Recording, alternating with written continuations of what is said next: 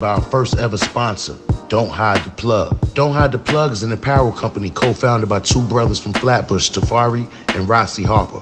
Now these two black brothers have created an amazing, inspiring, high-quality brand. Now you see on Infominds, a lot of our content is New York based. We love New York, so it's only fitting that we partner up with a New York based brand, Don't Hide the Plug. Now they got some fire fitted hats, hoodies, t-shirts, and I'm feeling the old New York design with the bridge logo. They got the clout joints, the dad hats, and you can also have them delivered to you in the resealable merch by the pound bags too. Now mind you, they might be New York based, but their apparel is for everyone, whether you're from New York, Miami, Texas, Chicago. It's a grassroots movement. Get in tune. And they offer free shipping on all domestic orders of $75 or more. But if you enter the exclusive Infominds promo code, you'll get an additional 10% off at checkout. You already know I ordered my package. My package is on its way. So I'll be wearing and showcasing the Don't Hide the Plug apparel in my next live. Go out and support these brothers. Check out their website. I put the link in the description box. Don't Hide the Plug.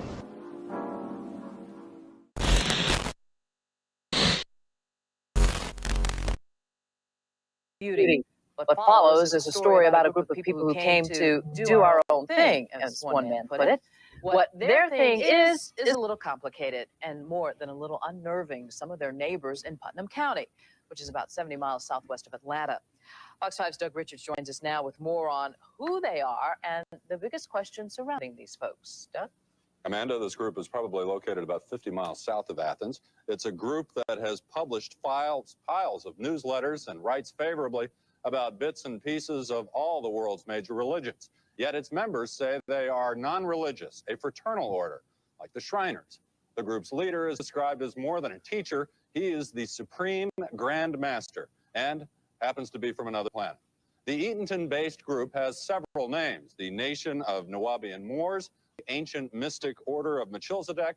It all fits enough of a pattern that it has some Putnam Countyans nervously asking, is this group a cult? 70 miles southeast of Atlanta, Eatonton is the seat of Putnam County, best known as the dairy capital of Georgia. Oh, they got 400 and something acres. Goes up to that corner yonder. William Larman is a dairyman, and he's talking about his new neighbors. Oh, yeah, I'm happy for them. But they are not dairymen. Because they said they come from what? Ritz. Planet Ritz, I think. It is not a joke to the people who've built these two large pyramids and elaborate Egyptian-style ornamentation and put up rows of double-wide homes on some 400 acres of rural Putnam County farmland and woodland. How many people live here? Got different families living here. It's a place that granted our request for a visit inside the secured gate, allowed us to watch the workers build new ceremonial structures, allowed us to listen close up to the continuous chant broadcast from a speaker bank at the top of one of the pyramids.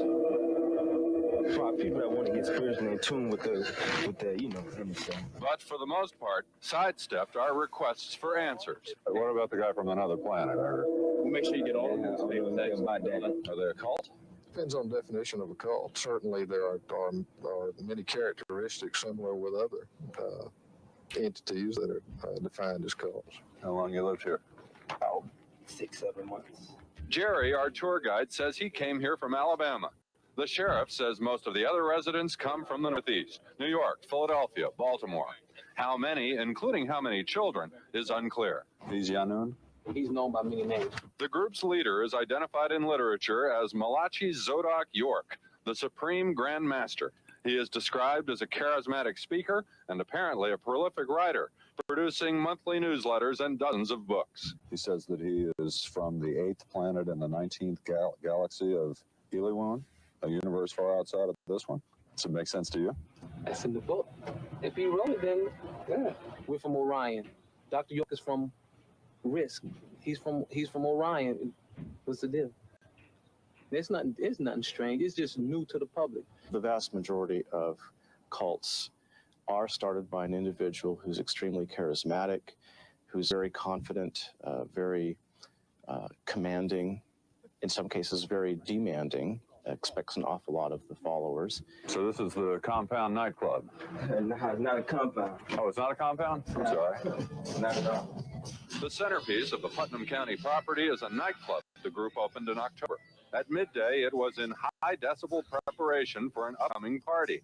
Outside, there were parked 3 stretch limousines. Oh, it's an Egyptian theme park. This is a theme park? An Egyptian theme park. You know, there's some people who think this is a cult.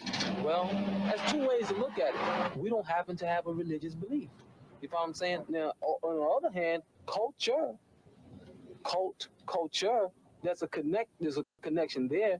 So if you say we're a cult in the sense of we found a culture that works for us, yeah. Are they dangerous?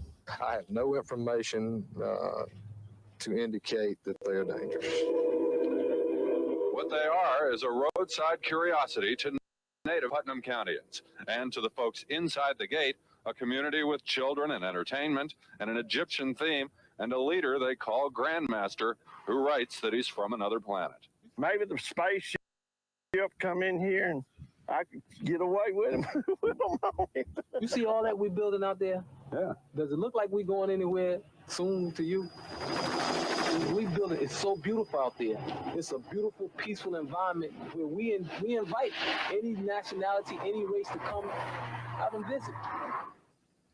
Though they declined my request for a formal interview, the NUWAUPIAN Nation of Moors does have a curious history of openness. Each summer, it has an open house. The sheriff says the open house draws thousands of people to the Putnam County property, clogging the roads, folks from all over the world, coming to visit relatives and to hear from the Supreme Grand Master. Not surprisingly, the group also has a website, an ever-evolving website. How large a following do they have? I mean, how many people are there at that compound? Well, it's really hard to tell. The sheriff estimates it's more than 100, but he says that there are also lots of people that actually live in the community in Putnam County who don't actually live on the property, but go to the property regularly to hear the Supreme Grand Master and go to the nightclub, presumably, and whatever else. The nightclub open to the public? Regular party atmosphere? That's what they say, and they serve liquor, and they say no drugs are allowed. Interesting. Putnam County. Thank you. Thanks.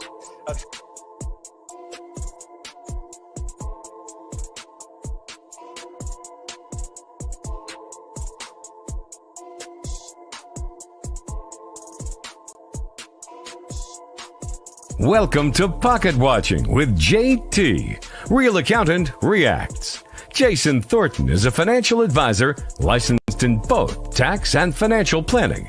The video is not financial advice. This is JT's real reaction to finance and business-related issues to help you think like an accountant. Want more? Go to PocketWatcher.net to book a consultation, check out our gear, or enroll in Pocket Watcher Academy. Now, let's go pocket watching. Hey, Pocket Watchers. Welcome to Real Accountant Reacts Live. Tonight we are going to go into the shocking truth about the money that builds up these different cults. Now, the video that you just saw, before the intro video, obviously, the video that you just saw is about the NUWAUPIANs. If you have never heard of the NUWAUPIANs, don't feel bad. There's a lot of people who've never heard of them, but you will be shockingly surprised about the story of this particular organization. Now, I wanted to do this video last week. There was some scheduling conflict, so I am super excited to be able to bring you guys this story. Now, tonight, I have with me a brother who, in my opinion, is the leading authority on the NUWAUPIANs. I could try to give this brother's bio to you, but I would only butcher it. I would do a horrible job. So this is what I'm going to do. I'm going to have the pleasure to introduce to you Mr. Chuck Morgan. Chuck Morgan, what is going on, my brother? How are you, my friend? Man, I'm doing good. Just real quick disclosure to the pocket watchers out there. I got to let you know, I've been listening to this brother online for hours and hours and hours of his content. So if you see me fan out a little bit, hey, just it is what it is, because I love the way this brother is able to tell the story of this extremely complex organization that has been a part of the Black community all the way dating back to what I believe the early 60s. Is that correct? Actually, it goes back to the latter part of the 1960s. Man, so please, before we even get into the story of the NUWAUPIANs and the money that backed up this organization, could you please help my followers, who I lovingly refer to as pocket watchers, could you give them a short bio of who you are? Okay. Chuck Morgan. I have a website, NUWAUPIANism.com, and my origins within the organization comes around 1989, and I got involved with the organization in Washington, D.C., which is where I'm from. Upon coming in contact with them, I worked at the Pyramid Bookstore, it was then known as the House of Knowledge, just right up the street from Howard University, and Islamic Visions Video.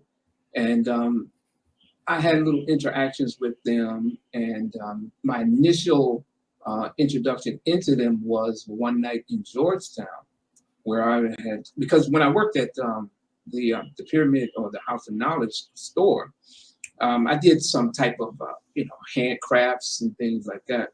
And so I used to knit and make these little kufis, little head things with the tassels, And I was wearing it one evening in Georgetown, and then a young fellow from the 5% Nation came up to me and confronted me on what I was wearing, because I didn't know anything about it at the time. But I just liked it because I saw Rakim in the music video, and so I took it upon myself to wear it.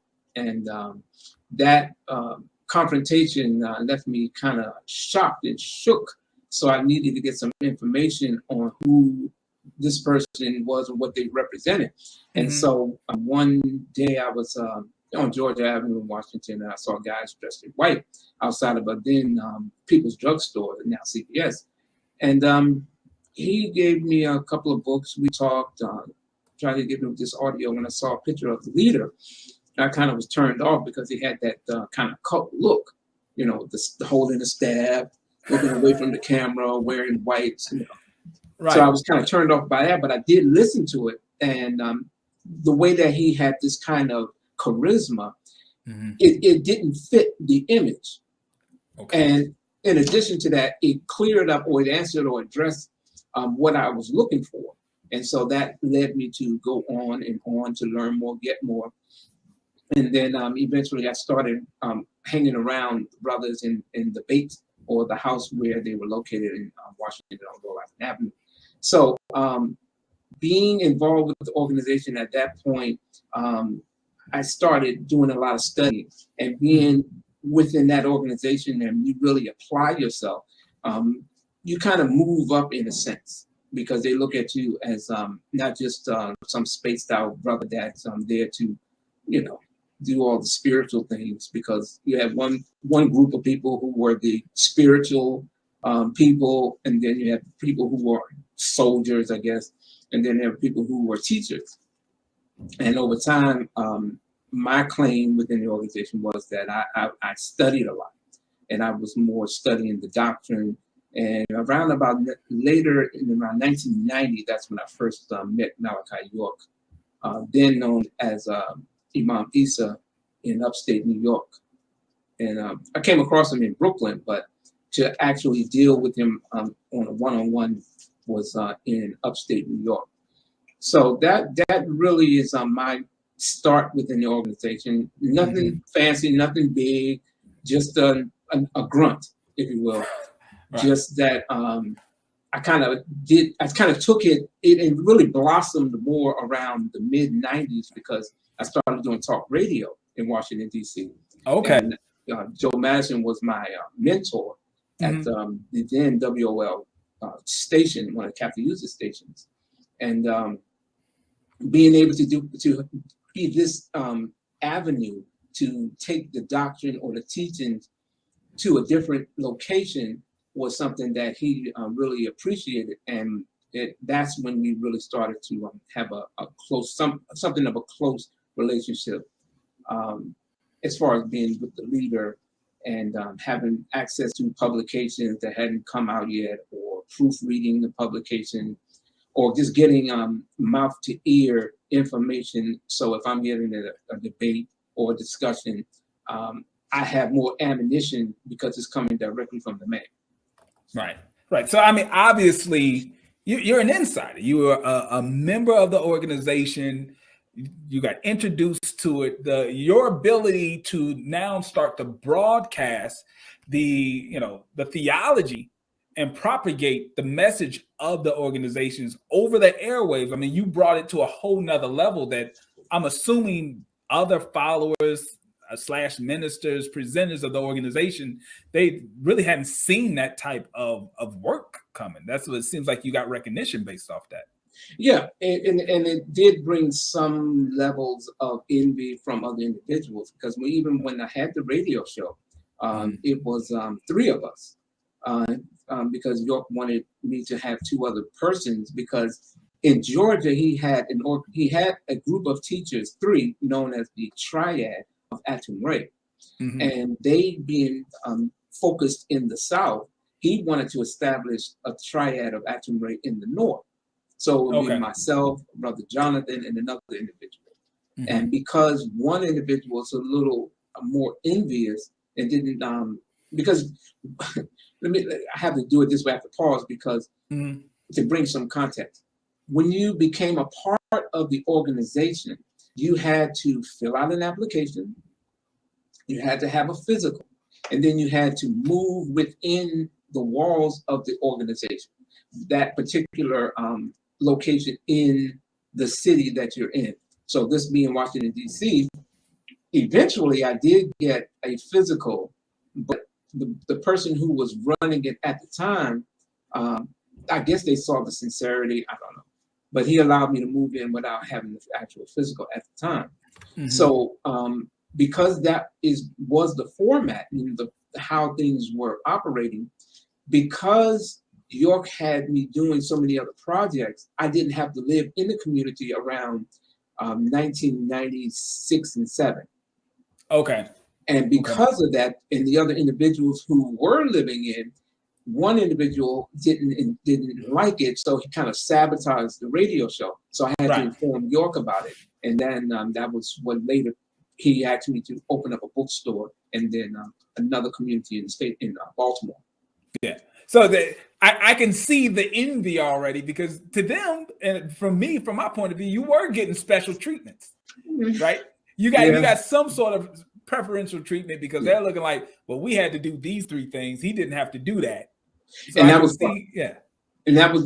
that's interesting, because doing what I was doing, how it was structured, since we're going to be dealing with the money situation, you had to go out every day, except maybe Sunday if you're going to be in class for whatever reason. But generally, the rule is that once you move in, you have to propagate. And that usually consists of you taking the literature of York and proselytizing individuals on the street. But the focus was really on making as much money for the organization as possible. Right. It is ideal for you to tabligh, which is to reach out or try to reach new souls, but you couldn't spend too much time building with individuals, because you had to turn in a quota. Right. And so some individuals became more innovative on how they were going to generate those funds. Being in DC, you had a unique music genre, which was go-go. Okay. So you had one brother who was gifted at gab on the street. He had that whole street swing, swag, and lingo. So he would sell go-go tapes. Now he would generate up to, he usually would do about $800 to $1,000 a day. A day? A day. And what was no joke. He was the top man in the Washington, D.C. community. And this was in the 90s? This was in the 90s, yeah. Yeah. Whoa. Because remember, cassette tapes, go-go cassette tapes was the #1 thing going in Washington, D.C. at the time. So he was able to go out with his wife, with the guard, set up downtown on F Street, and have go-go tapes blasting, right? You had, back then it was called Up Against the Wall. You had all these stores. And on Saturdays, daily, the lunch crowd, it was all about money. Everybody was buying. And he usually catered to, of course, drug dealers. Because everybody, you had Alpo at the time. He had dominated the whole crime scene in based that part of D.C. And the guys who had like Lexus and BMWs, Mercedes, when you ride down the street, you got to have the go-go playing. Okay. And the systems that they had were outstanding. So when they played it, they had to have that sharp, crisp PA tape. Okay. And so with DAPA, he was the go-to man for that. And he got paid. All right. So I don't want to dig too deep, because what I want you to do, because I'm telling you, 99.9% of my audience have never even heard of the NUWAUPIANs. So what I would love for you to do is to introduce to us, who is Dwight York, or Dr. Malachi Z. York, and how was this organization started? And you can take us from that point all the way up into the modern day. And obviously, I'm going to have some questions, even though I feel like I have some level of understanding of this organization, because I've been watching hours and hours of your content. I'm still going to have questions. So Pocket Watchers, I'm going to be interrupting at some point, but I'm going to do the best I can to sit back and just listen to this story. So please introduce us. Who is Dwight York, and what is the NUWAUPIANs? All right. So before we even get to who the NUWAUPIANs were or are, you have to understand, and for the audience, you have to understand that the organization under Dwight Malachi York goes all the way back to the late 1960s. So shortly after York had been released from prison, or after released from jail, he apparently came up with a gimmick, which was to use Islam as his means to generate revenue. And back then, based on his writings and what his words are in the book, The Ansar, Rebuttal to the Slander of the Ansar Cult in America, he established an organization called the Ansar Pure Sufi. So before there was a NUWAUPIAnism or NUWAUPIAN as a group, they were known as the Ansar Pure Sufi. And by 1970, it became officially the Nubian Islamic Hebrews Ansarullah community. And this was originally a purely, like, from an outside looking in, this was a African American Islamic organization. So during this time, I mean, obviously the popularity of the Nation of Islam, and so the concept of Muhammad Ali, Malcolm X, the whole concept of a African American Islamic movement isn't something that was just unknown or unheard of. It was something that was really in popular culture at the time. Exactly. Okay. Only he took it in a different direction. Gotcha. And his thing was, or his gimmick was that his bloodline goes all the way back to the Prophet Muhammad of Arabia. Okay. So he later started to bait Nation of Islam followers as things started progressing around the late 80s. Okay. So initially in Coney Island, and then he eventually moved to Brooklyn, New York.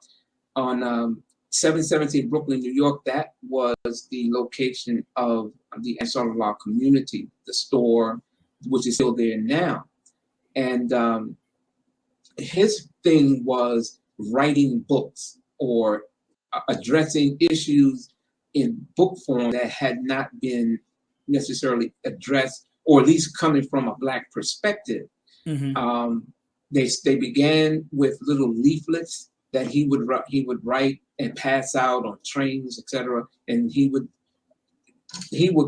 build a following, and his ability to talk, articulate his views the way he talked, that he was able to develop a strong following, and he developed a number of loyal members who stood by him. And as they started to do certain things in terms of making money, the more money that became brought in, that helped the organization build and then expand and then buy up new property and buildings and stretch out into different cities, and then even overseas into the Caribbean and in London, various other places. Right. So now, during this time, I would imagine, were there a lot of conflicts with the Nation of Islam? Because you would have the Nation of Islam, which is a more well-known group, and they have a very strong base in the on the East Coast. And obviously, I mean, if you just look at it, you know, through my lens point, I'm always looking at it like a business.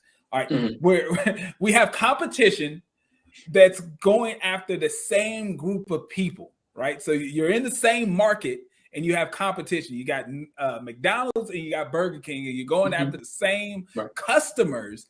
Obviously, there has to be some sort of conflict or issues, because there's only so many people who are trying to buy in to what you're selling. I would imagine there had to be some run-ins with the Nation of Islam. Over time there was, but York's thing was to stay within his own lane and then start charting new territories that hadn't been pursued before. Because by us at the time wearing white, you see, and having that appearance of those in Arabia, and then trying to follow it as closest to the Sunnah or the way that the Muslims in the Sudan presented themselves, that was his area. Now, over time, he did start to put out publications where he then began to challenge other doctrines, arguing with people, teaching this, well, they're good, but they're not right, and here's why. And that was designed to bring in or to bait other followers from the Moorish Science Temple followers, the 5%ers, of course, the Nation of Islam, the Hebrew Israelites, because the name Nubian Islamic Hebrew, the term Hebrew itself, that brought in a curiosity. And then people would come to the Hart Street, they would go to the classes that York would have. And these classes were live, and he would stand at a podium and he would answer questions. He would lecture or answer questions. And because he was using the Bible and the Quran as the teaching tool, the things that he was able to present to the audience by way of these scriptures put him into an area that hadn't really been pursued before by other leaders, in terms of using those writings to say that you are living in this prophecy, and here I am in this book. And that's where the whole thing with he being an incarnation of Melchizedek, using biblical quotes to speak of what is happening now and what is to happen in the future. So he has become not only the angel Michael, but also Melchizedek, and as time went on, he began to be everybody. Everybody. All right, so here we go. This is me interjecting some pocket watching. Now, I know, and hopefully most people realize, in America, the bar that they set for being an official religion is extremely low. Anybody can trip and fall over the bar that the IRS sets to say, are you a legit religion or are you not? They're really not in the business of doing that. When you're an organization full of lawyers and accountants, they don't say if your religion is legit or not.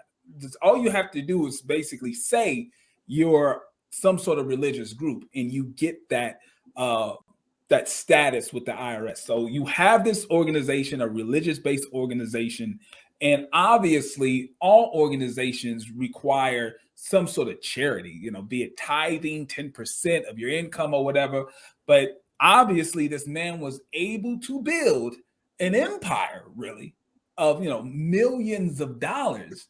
And it's kind of hard to kind of figure out, how was he able to do this on the backs of believers in a community that was mainly low income. Unless I'm missing something, there were some people who were in middle class from my research, but the vast majority of the members of this organization were low income.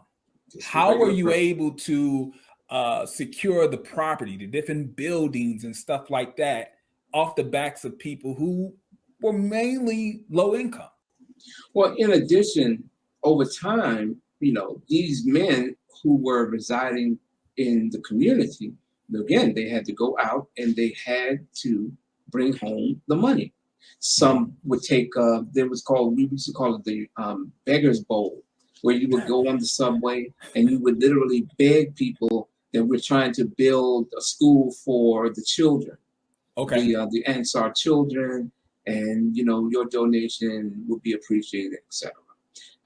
York also started to put himself into the music industry. And he became— That's interesting. Yeah.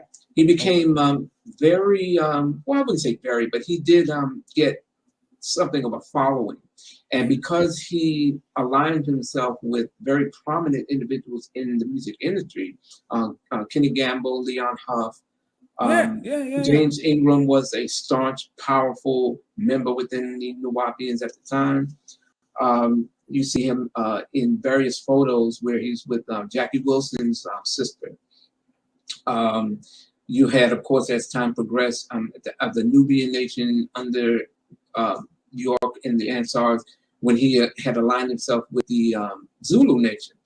And he put out a few songs. Himself? Yeah, because he had a recording studio. Okay. It's called York Records. Okay. All right. So obviously this wasn't an organization that saw, because a lot of cults take a look at popular culture and they rail against it. And they say, you know, you don't need to listen to the modern music and whatnot. His spin on it was he's using popular culture as a tie-in to his organization. On one hand, because that's where the inconsistency of it comes in. Because on one hand, he's writing books about music and the detrimental effects of it, yet he's using it. He speaks about earphones and the dangers of them, yet he's wearing them. And he's talking about various forms of music, yet he's doing it.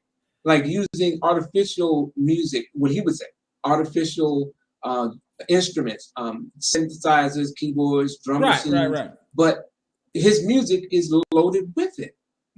You see? So when he's speaking against something in the Imam Isa thing, he's actually doing that which he is writing against.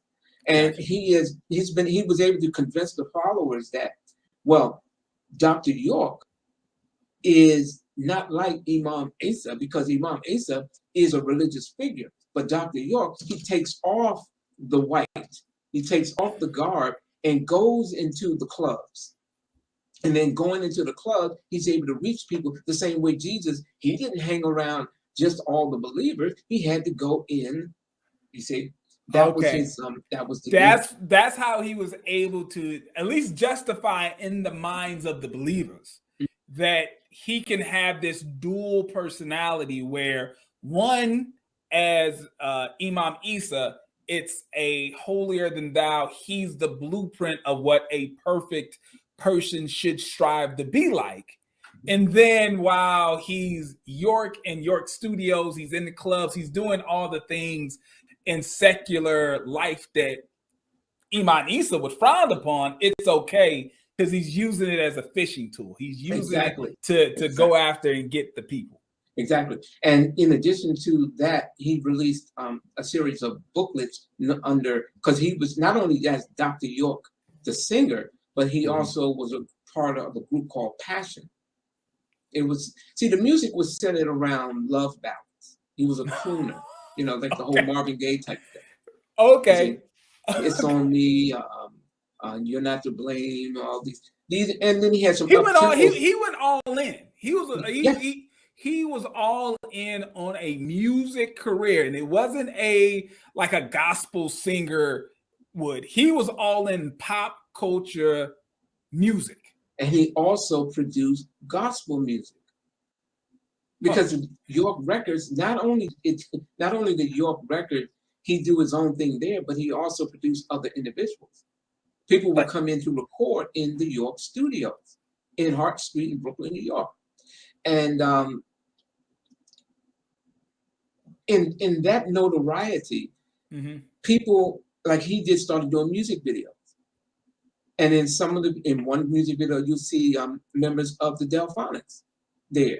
There's a scene where York, because the song is "It's on Me," and York is crying. He's at the cemetery, and then he's consoled by members of the Delphonics as they, listen. He was able to use people to his advantage to give or leave the impression of his legitimacy. He even released a video documentary on himself being interviewed where he explains all of this stuff. Who is this Dr. York? Because what we had to do as Ansars, we would go out at night around 2 in the morning and we would take hundreds of posters. The Love Man, Dr. York. But he's not dressed as Iran, he's dressed as the singer, with his hair in the high top fade, got his fly gear. Right. He's wearing that. And because he had artists who would draw his image. And they would draw the Dr. York image. But it was him because you see the 3 chalups on his face, the Sudanese thing that he had put on his face. And that mystery was, who is Dr. York? Who is the Love Man? The Love Man is back, And the Love Man is back. What caused Muslims, because remember, he was a Muslim, at least he played that as the character.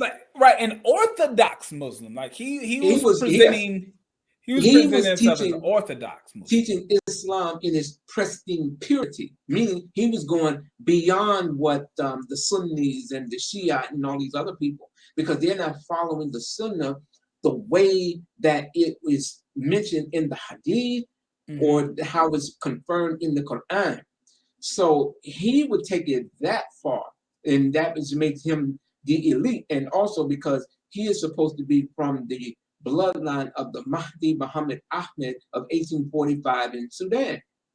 And to be able to support that belief is he was able to, and because of his support for the Sudanese family in that region, right? The prime minister of Sudan, who wasn't the prime minister at the time, would come down and actually visit York in Brooklyn, New York. All right. Now, when you say support, what type of support? I mean, obviously, because to me, when you say support, I hear dollar signs. How is he being even noticed by someone who was the former prime minister of a country? Because he, in his publications, and they becoming distributed nationwide, word got out about a man in America who is saying that the Ansar, he is the leader of the Ansars in the West. Okay. And he's trying to build a bridge to the Ansars in the East. Okay. And that is what brought the connection about. And even put books out in the 70s documenting that. So the 3 times that he visited the York community, they took lots of photos. lots and lots of photos. Right. And to the point where Sayyid Sadiq actually invited York to come to the palace in Sudan. Really? Yes. This is documented. Did he go? Absolutely. And in doing so, he showed lots of pictures. And those pictures was to establish him as being, of the Mahdi family of Sudan. Therefore, it adds credence to his teachings that he is related to Muhammad by way of the Mahdi family. Even though Sayyid Sadiq never co-signed it. He never said that. And that was something that a writer, a Sunni Muslim, wrote a book called The Ansar Cult in America. Right. Okay. Which absolutely outraged York. Okay. And so this is the event that kind of caused a shift, right? So now you have someone else in America who is claiming, who has a more orthodox look at Islam and has a following. And he basically, writes a book exposing what he believes is a deviation in the teachings of Islam that York is teaching. Do I got that correct? Okay. Absolutely. Okay. As to who financed it, the Saudi Arabian government, Wahhabi sect, whatever. Mm-hmm. The point was, once that book hit the streets, it absolutely caused a change within the organization. The person, Bilal Phillips, who wrote the book or was responsible for it, he pointed out some things that were absolutely true. And we as Ansars knew it was true, but York was denying it. What he did up. Go ahead. So obviously, Bilal Phillips wrote this book, and this book is exposing internal things that only the believers, the insiders, knew what was going on in the organization. Yes, because in part, because part of the book is addressing religious ideologies, but then members who were ex-Ansars were giving Bilal Phillips information about their life experience in the community. And then things like, okay, we had this place called the Green Room, and you usually didn't get access to that, which was you having a place where you and your wife or mate or girlfriend are able to go one night and have whatever relations you want to have. But that is only done if you have turned in the most money. All right. We got to slow down. All right. So please explain to the pocket watchers, what was the living situation, right? So I want to join this organization because obviously something has to be up if I'm only able to spend quality time with my wife, if I'm able to turn in the most amount of money for the day or the week or whatever. Clearly, the living situations is somewhat unique. Could you walk us through what it is if I'm a family, right? It's me, my wife, and one child. We hear the teachings of Dr. York. We accept the teachings of Dr. York. What are the steps from us just being visitors to actually becoming members? What does that look like? Or what did it look like? Very simple.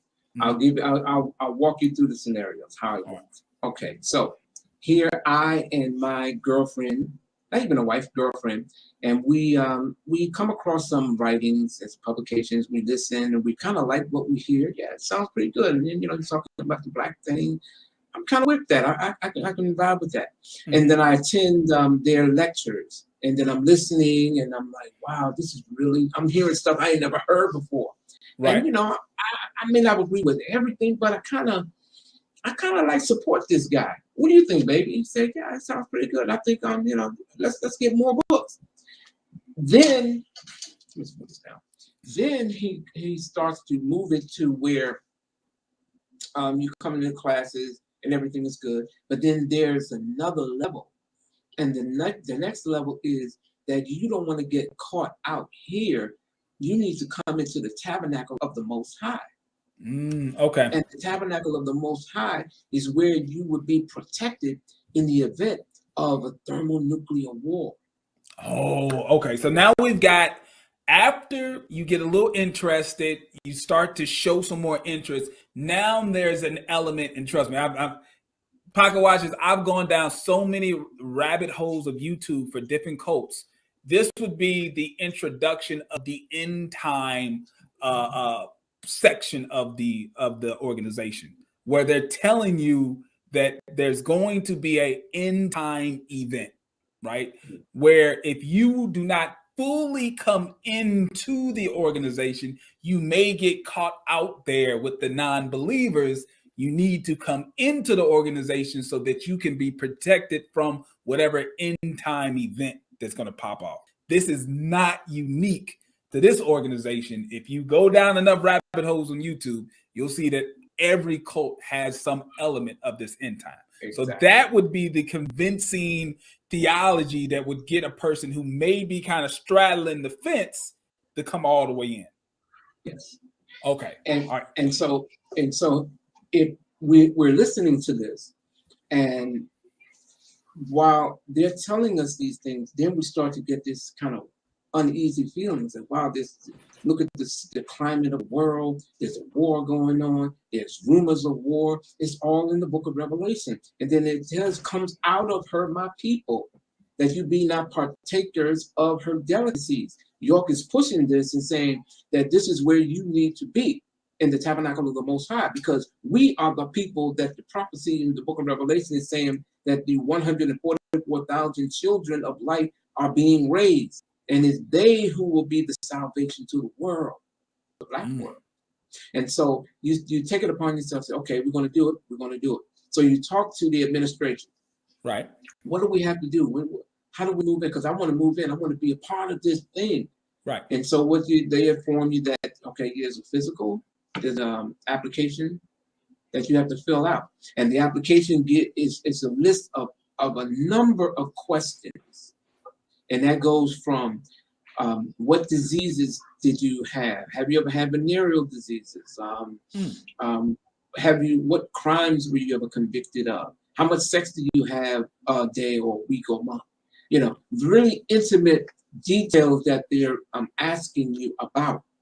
And then once you fill it out, you submit it. And it's supposed to go to get approval from the administration at that time in Brooklyn, and then eventually upstate, and then down in Georgia.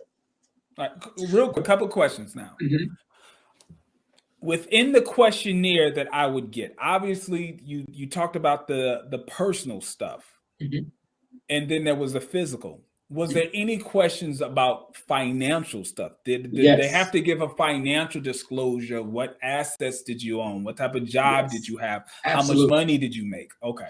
Yes, that was also in the questionnaire. How much money you make a year? How much money you make a month? Are you willing to give that money over to the organization? When you say give that money over, are you saying you willing to give your earnings as a free will offering to the organization? Yes. So not like in a traditional black church, you would say, you know, tithing 10%. So I would give 10%. No, you're saying turn over my full paycheck. No, it's not saying, no, that was the thing. It wasn't saying this is what you should do or will do. It's asking, would you be willing to? Are you willing to? You have the decision. Would you do that? But clearly, I'm at the very early stages of wanting to be a part of this community. Mm-hmm. I believe, because I've been taught that this is the end times, and if I don't get on the ark, I'm gonna be left out there in the wilderness and I'm gonna drown. You present me with a question, would I be willing to? Yeah. You're gonna say yes if you want to be a part of this organization. I can't foresee someone saying, no, I'm not gonna give my money, because they already have in their mind, they know this is not gonna go the way I want it to go if I say no.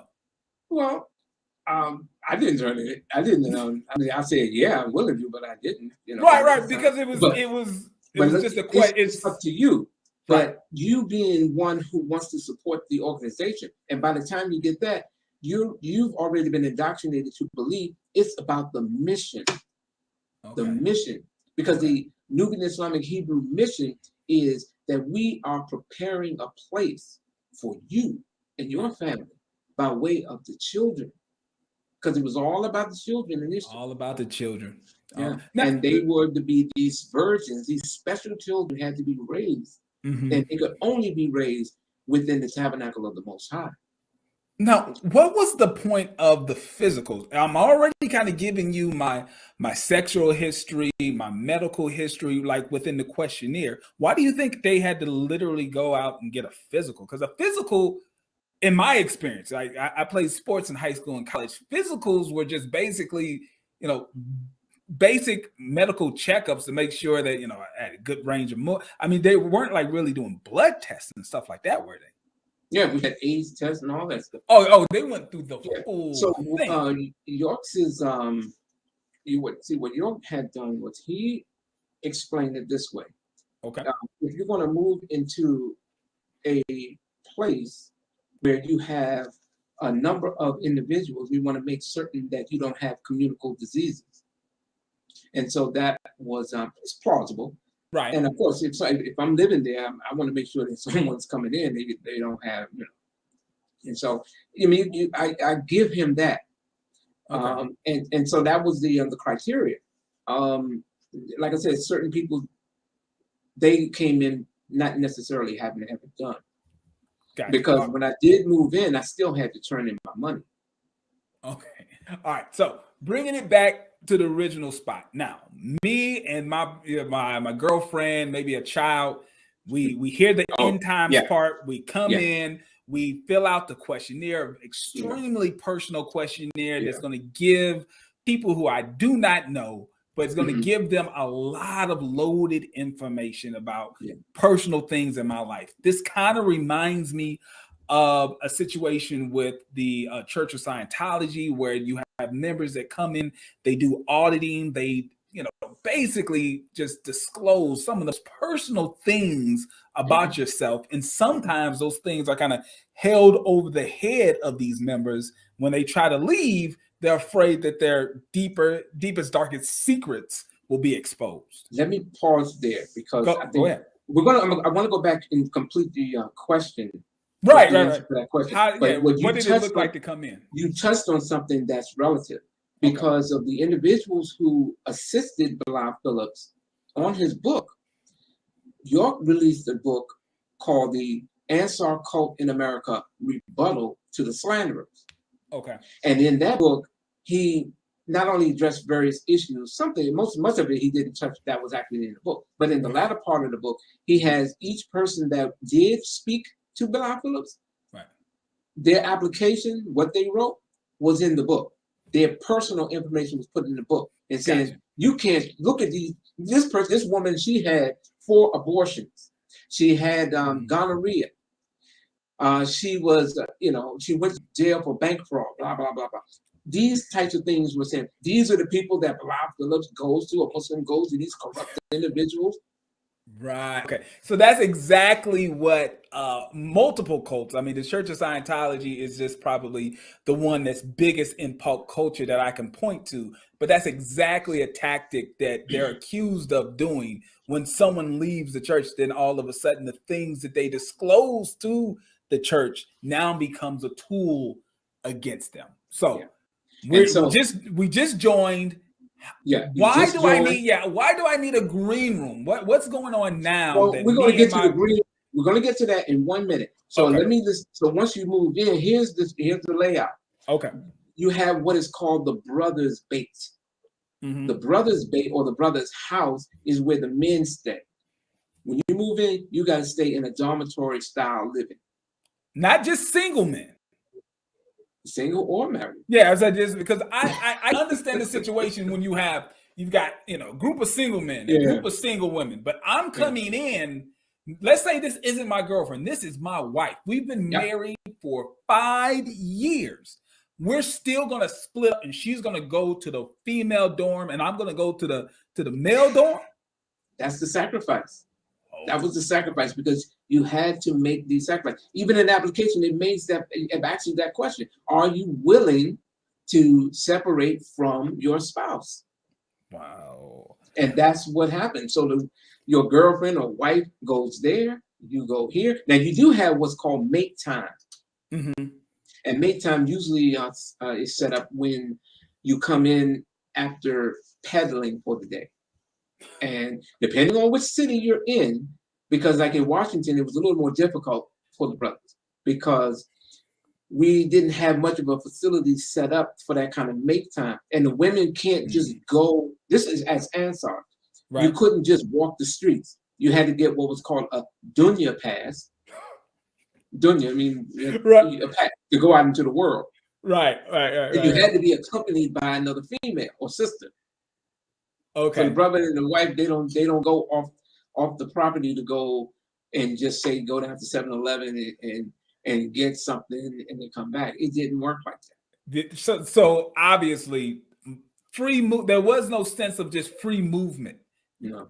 The organization had a lot of control. Now, real quick, I'm getting from one of the monitors. We have almost 500 people in the chat, and the likes are extremely low. So please take this time to make sure y'all hit the like button, because this story, to me, I think is extremely important, and people need to hear this. When you hit that like button, it helps the algorithm, the YouTube algorithm, and then other people will see this and they will be able to get this info. I'm not begging you guys for super chats, but if y'all can hit the like button, that will be a huge, huge thank you. So, all right, back to the story, Chuck. This is so, I mean, all right, so we're split up. What happens to my child? So this is a situation, me, my wife, we've been married for 5 years, and we have, let's say, a 12-year-old daughter. Where does she go? She goes to the little girl's house. You see, the girls, or the boys and the girls, were also in separate locations within the property. And depending on the age group, that's the group that they would be in. If they were young teens, they would be in that group. Usually, if you have an infant, that she or it usually stays with the mother. Right. Okay. But say you have a certain age child, they have to go into that area because you have someone who's assigned to watch over them. Wow. Okay. Because remember, you're making a sacrifice for the 144,000. Okay. The children, that keeps being put kind of like the carrot on the stick for that donkey, right? Anytime someone feels a little nervous about, man, this is weird. I'm not able to be with my wife whenever I want. I got to get permission to do this and do that.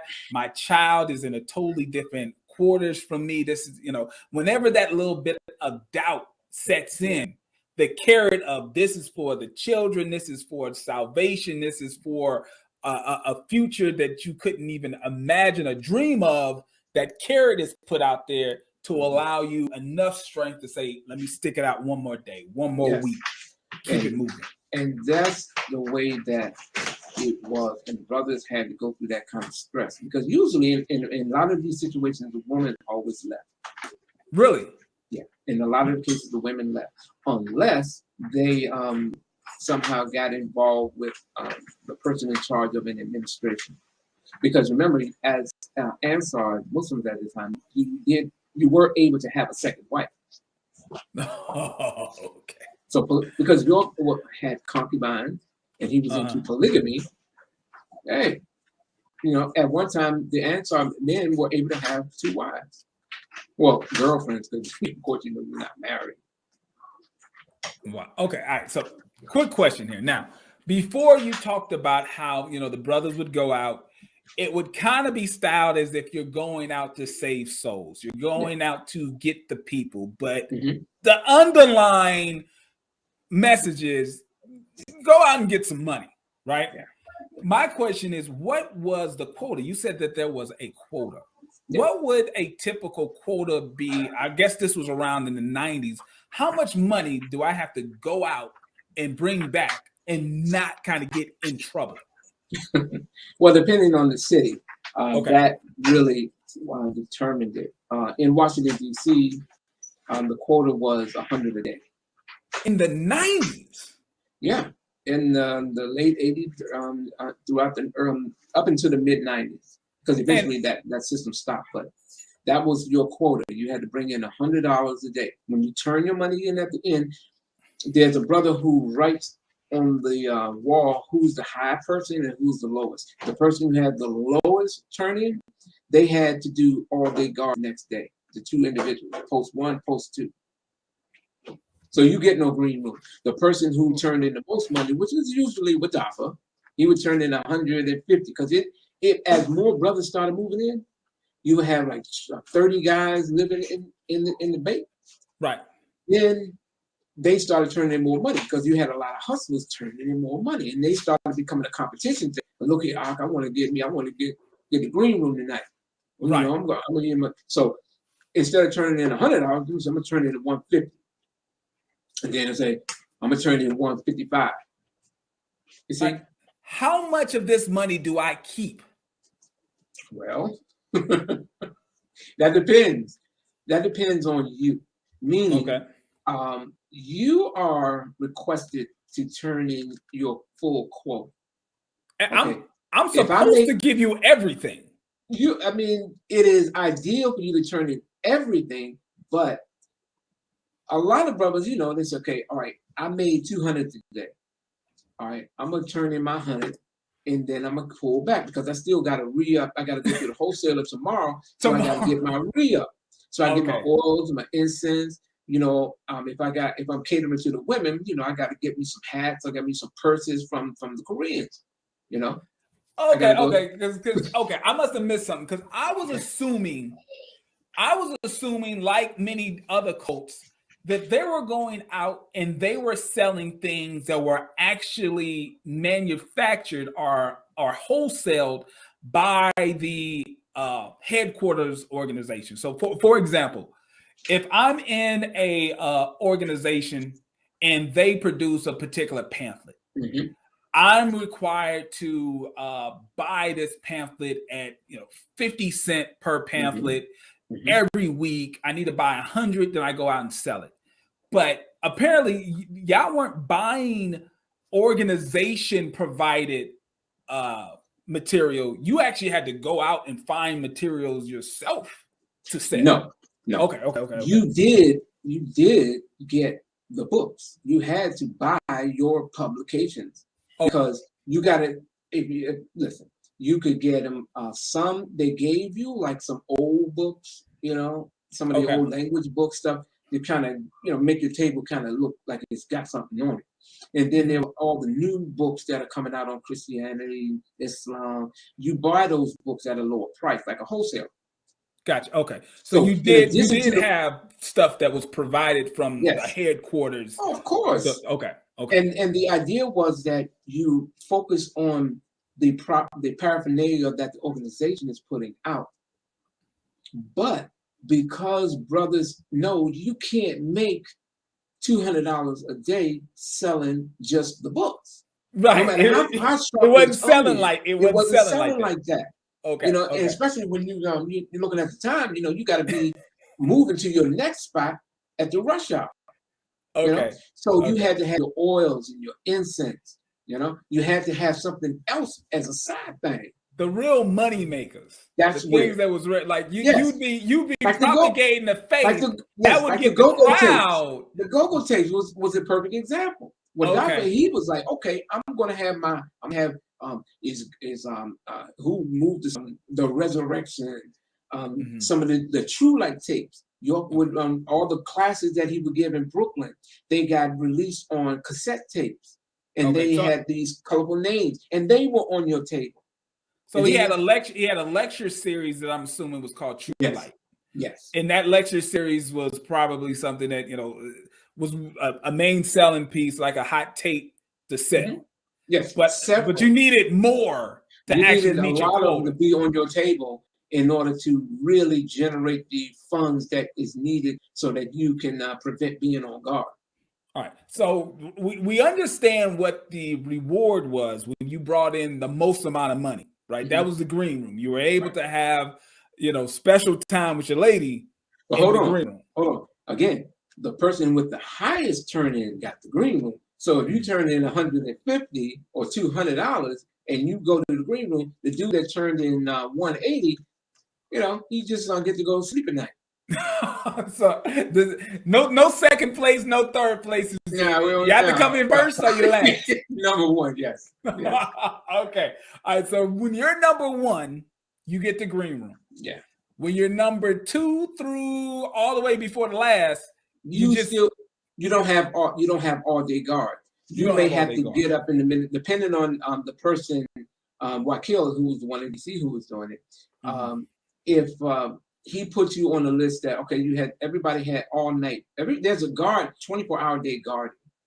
So and this would be at the bookstore. This would be the bookstore would be around on site, but it would be at different posts around the building. Okay, so they were these are guards who are protecting the property owned by the organization. Yeah, that building that we're renting, to prevent anyone from coming in or breaking into the store, we had the security. Now, here's my question too. Mhm. Sometimes in my research, these organizations have a rather over dramatic impression on who they really are. Mhm. Was there really a need for the guards, or was this more of it showed a sense of strength? Because, like, who was really trying to break in? Well, let's put it this way.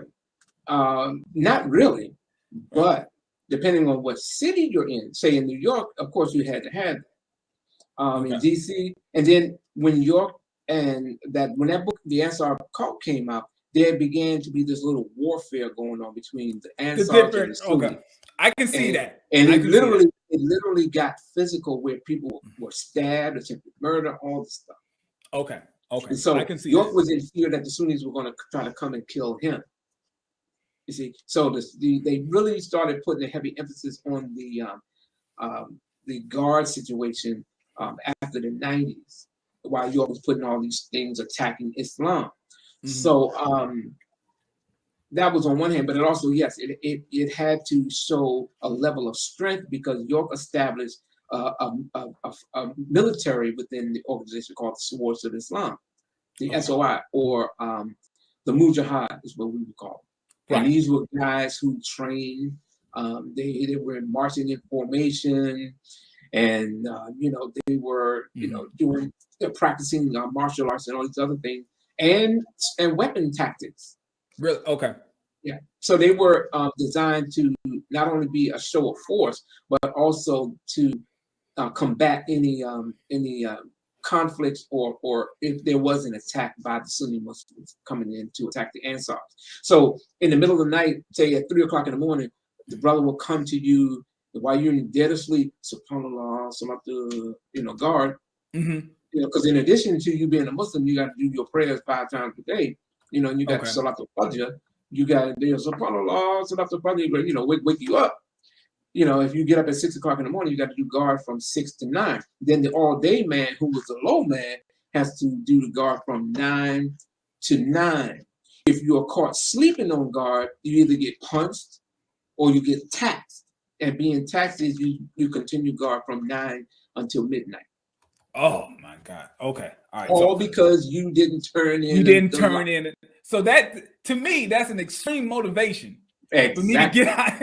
And that's why the brothers had to come up with innovative tools and tactics in order to generate.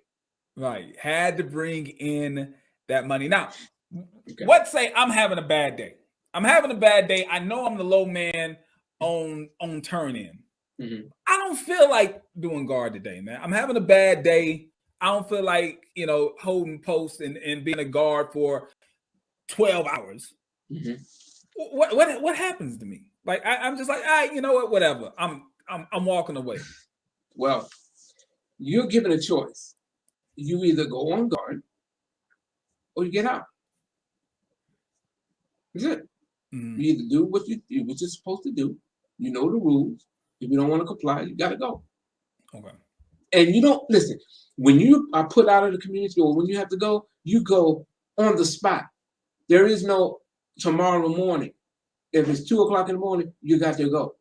If you with your girl, if she's gonna go with you, y'all gotta go now. I've seen people being put out in the middle of the night, kids and all. You go wherever. If you're in another city and you don't know anyone because you're isolated because you're in this community and you get kicked out, if you don't have any money to transport you from where you are to where you're from, you are in a very difficult situation. Oh my God. All right. So based on what I've heard so far, one way where the leadership of the organization was able to get money from the rank and file person was obviously they're buying materials from headquarters. So headquarters has all the books. They're going to publish the books. They're going to sell those books wholesale to the different bookstores around the country. They're going to buy it and then they're going to sell it at retail. So that's one way. Or they're on consignment. Okay. Or you're right. So our consignment. That's one way. How were other ways where money was funneled from the rank and file member and it went up to headquarters? Well, here's another angle to it. Because the brothers had to go out and hustle, you had your girlfriend or they had to bring in some money too. And so the females and the brothers. Well, yeah, because the ladies, if you're with a guy or not, you have to get on public assistance. So you had to get on welfare, food stamps, the money that you get on that goes to the organization, which in turn goes to Brooklyn or upstate New York, Jazza Island. All right, so family joins this organization, a family that's never really been on welfare, right? But now they're in this organization and they're told that they need to apply for welfare. Yes. Now, my girl at the time was not feeling it. Right. she wasn't go. Because they kind of look, they from Oxon Hill, and they kind of, look down on that kind of thing. And now she's confronted with, you got to get on public assistance. It's for the mission. Now, when you fill out for welfare, there's certain questions that they're going to be asking for. Based on the information that you're giving me, things wouldn't make sense for the welfare office. When you talk about your living conditions, rent that you have to pay and stuff like that, I feel as if they had to kind of fudge information on those welfare applications to actually receive, because there's even times where people will get checked up on. They will actually walk in and check and see if your living conditions match what you stated on the forms. Yes. How was the NUWAUPIANs able to kind of navigate and avoid getting hit up for welfare fraud? Well, by this time, it had been eliminated by the time the NUWAUPIAN organization had come to pass. Okay. So by the time there was a NUWAUPIANs or NUWAUPIANs, the whole welfare thing was long gone. So this would be during the time we were Ansars, and then shortly after that, we were Holy Tabernacle Ministries. Okay. So to compensate for that, you didn't put down your spouse. You're single, and you're living in a religious mission. Okay. And because the men are not around, because they're out all day, if someone comes around, they just see a bunch of women, a nursery, kids, if they're at school that time, if they're being, this is a religious retreat of sorts. Okay. So that for the welfare office, that checked the box that they're qualified. Yeah. And they would receive, because it's not like they had the little snap cards and stuff like that. Not then, no. Yeah, not then. So they're getting checks, right? Yeah. In the mail. They would get checks in the mail. Were they allowed to have checking accounts of their own that they would deposit the money, or was the check just signed over to whoever? Yes. That was how they were able to get it. And when you had to cash that check, you get your dunya pass and another sister, and then the brother who's there all day drives you in the van to the bank. So you couldn't veer off. There wasn't no spend time. Maybe you go and pick this up from the store or nothing. You were personally driven from the compound to the bank. You go to the bank, get that check cashed, go right back into the car, and now that money's being turned over. Turn in the food stamps. Because the food stamps. Because the food stamps, because all of it was welfare fraud, of course. Right. The food stamps, the gain on the food stamp was that because all of that goes, if you got 10 or 15 sisters and they're turning into money and they're turning into food stamps, we can buy in bulk. And in buying in bulk, that feeds everybody. That's the game. But you're not taking all that money and bringing back all that kind of food. You're going to bring back food, yeah. And it's usually lentils, carrots, rice. Okay. Nothing extravagant. And then the remainder goes wherever. Right. Now, I'm going to give you a situation that happened in Baltimore. Okay. And it made the news because in Baltimore back in 1990, I say around about 1992 or 3. We have a situation called the Shotgun Bandits. Okay. The Shotgun Bandits were Ansars who during the day were out peddling with the white on, doing their thing. But at night, they would take off the white and they would put on these black outfits, military type fatigues, and they would take the shotguns, pistols, and whatever weapons that they had, and would go drive out to Ricerstown, different parts of Baltimore, and start robbing people. Straight up, just usually stick up kids. Yeah, usually, but the focus was on white people. You had to go and stick up devils. You had to go to Ricerstown and get Jewish people usually, and when the brothers would come back in, like I remember when dude came in, I was sleep down because in Baltimore there were so many of us. I was sleeping down in the masjid. Well, I'm sorry, the bookstore.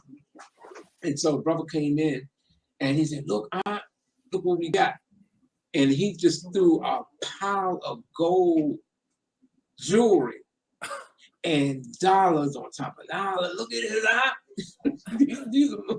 These are brothers from Baltimore that moved in. Now, they may have been criminals on the outside, but there was no real stringent test on the character of people who moved in. Because you did have drug dealers, you had ex-military people, people who went AWOL and joined the organization and to hide. There were people who were hiding from child support. The people used the Ansars as a vehicle to hide. And whatever they were doing there as being criminals, they brought it there. Now this was serious stuff. Now here, it got so serious that all right, let me give it to you real fast. I didn't even know about it until I saw the guns. So one day, because I did the carpentry work in the Baltimore, because I was doing the calligraphy to put up the Arabic all over the community and all this stuff. So one day I just happened to look in the overhead of the door, and nobody goes up there because you have to have a ladder. So I just was looking for some tools, and I saw all kinds of guns, sawed-off shotguns, all kinds of guns up there, knives and everything. And I'm like, oh, what is that? Because I figured, if something break out, we protect it. And and it wasn't until I was seeing the guys go out at night, because I didn't go out with them, because I was like doing all my carpentry work. I didn't have to go out. And I guess they wanted people that they felt that I guess had that thing to stick up people. Stop. Strong arms. And so the brothers would talk in the debate, and then that's when I found out about it, because they'd say, Abdul so-and-so, yeah, man, they get the Jews out there, boy, and so that's how did the local leadership look at this? Was this something that was kind of done that they weren't aware of, or like how did this fit in with the doctrine? It was unknown. It was not known who they were, because when they came out at night, they went out in the middle of the night dressed in black, and not all at one time. One go out one time, 15 minutes later, somebody else would go out. It was very low key. So they didn't need the Dunya pass for this. No. See, if you were in DC, they had it was a little more tightly operated. In Baltimore, there were so many of us. And then the young brother who was running, it was hard to kind of keep up with it because it was so the dude who was running it at the time, he wasn't, he was from Baltimore, and he was kind of on that thuggish kind of mentality as well. He was a part of it, and so he said, look, this is what soldiers do. And it got to the point where, I was talking to my girl at the time, and I was telling her about it, because I was like, what's going on? Me and her was talking. I didn't mean for her to go and tell anybody. So she told one of York's ex-wives about what was going on. And then she made a phone call upstate and told, because she had his phone number, that was his ex-girl. And she told him what was going on. And so they had a family meeting, and then the brothers were very upset because They said that I told my, you know, Gotcha. why'd you snitch to, you know, that kind of thing. I thought I was going to get shot or something, you know, because, you know, I ain't telling the tale, you know. Right. You So, trying to blow it up. So before that, you started seeing all kinds of stuff coming into the community. A whole up because we had 3 floors. And the top floor was the green room, but the green room was more like an apartment up on the 3rd floor. That's how tight it was in Baltimore. And so they started having water cup machines. They had a whole like gym upstairs, you know. And then with all the money that they was generating, they was passing it upstate at the time. They was sending it to headquarters. It's almost like the mafia. You gotta earn. You hit off the Don, and then you know of course you're gonna keep your personal stash. Right. But you got to take care of home base first. Gotcha. So you good. The administration ain't, hey, hands off good. Because they're bringing in money. Hands off. Whatever they doing, keep it up. Right. And York knew about it, but he allowed it to continue.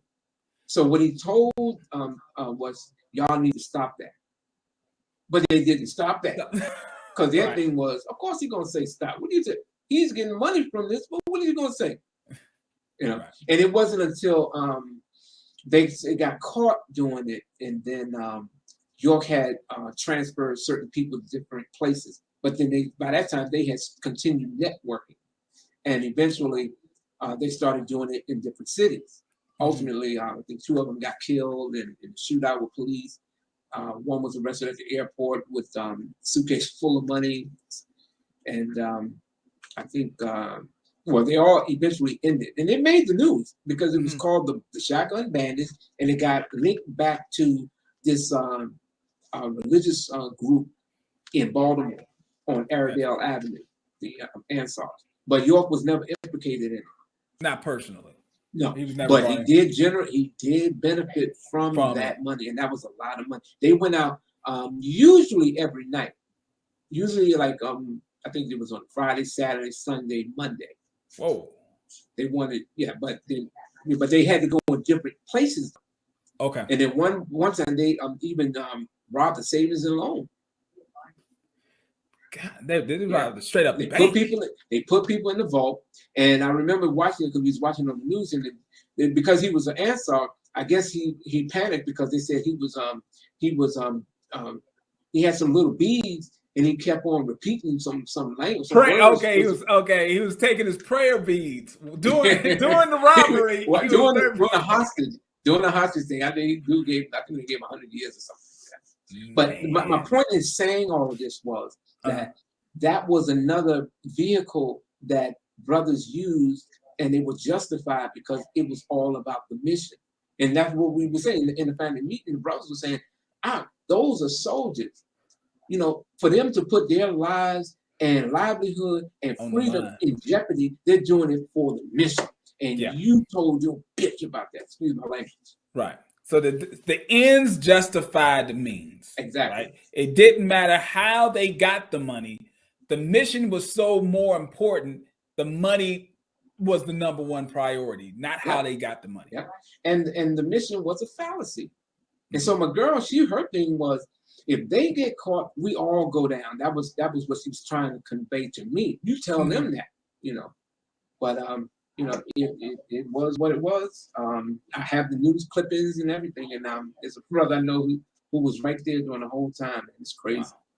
All right. Yeah. So in the clip that we showed when the show first opened up, the organization was in Georgia. So how do you go from a religious organization that's based in the East Coast, how do you get to a compound in Georgia? How does that happen?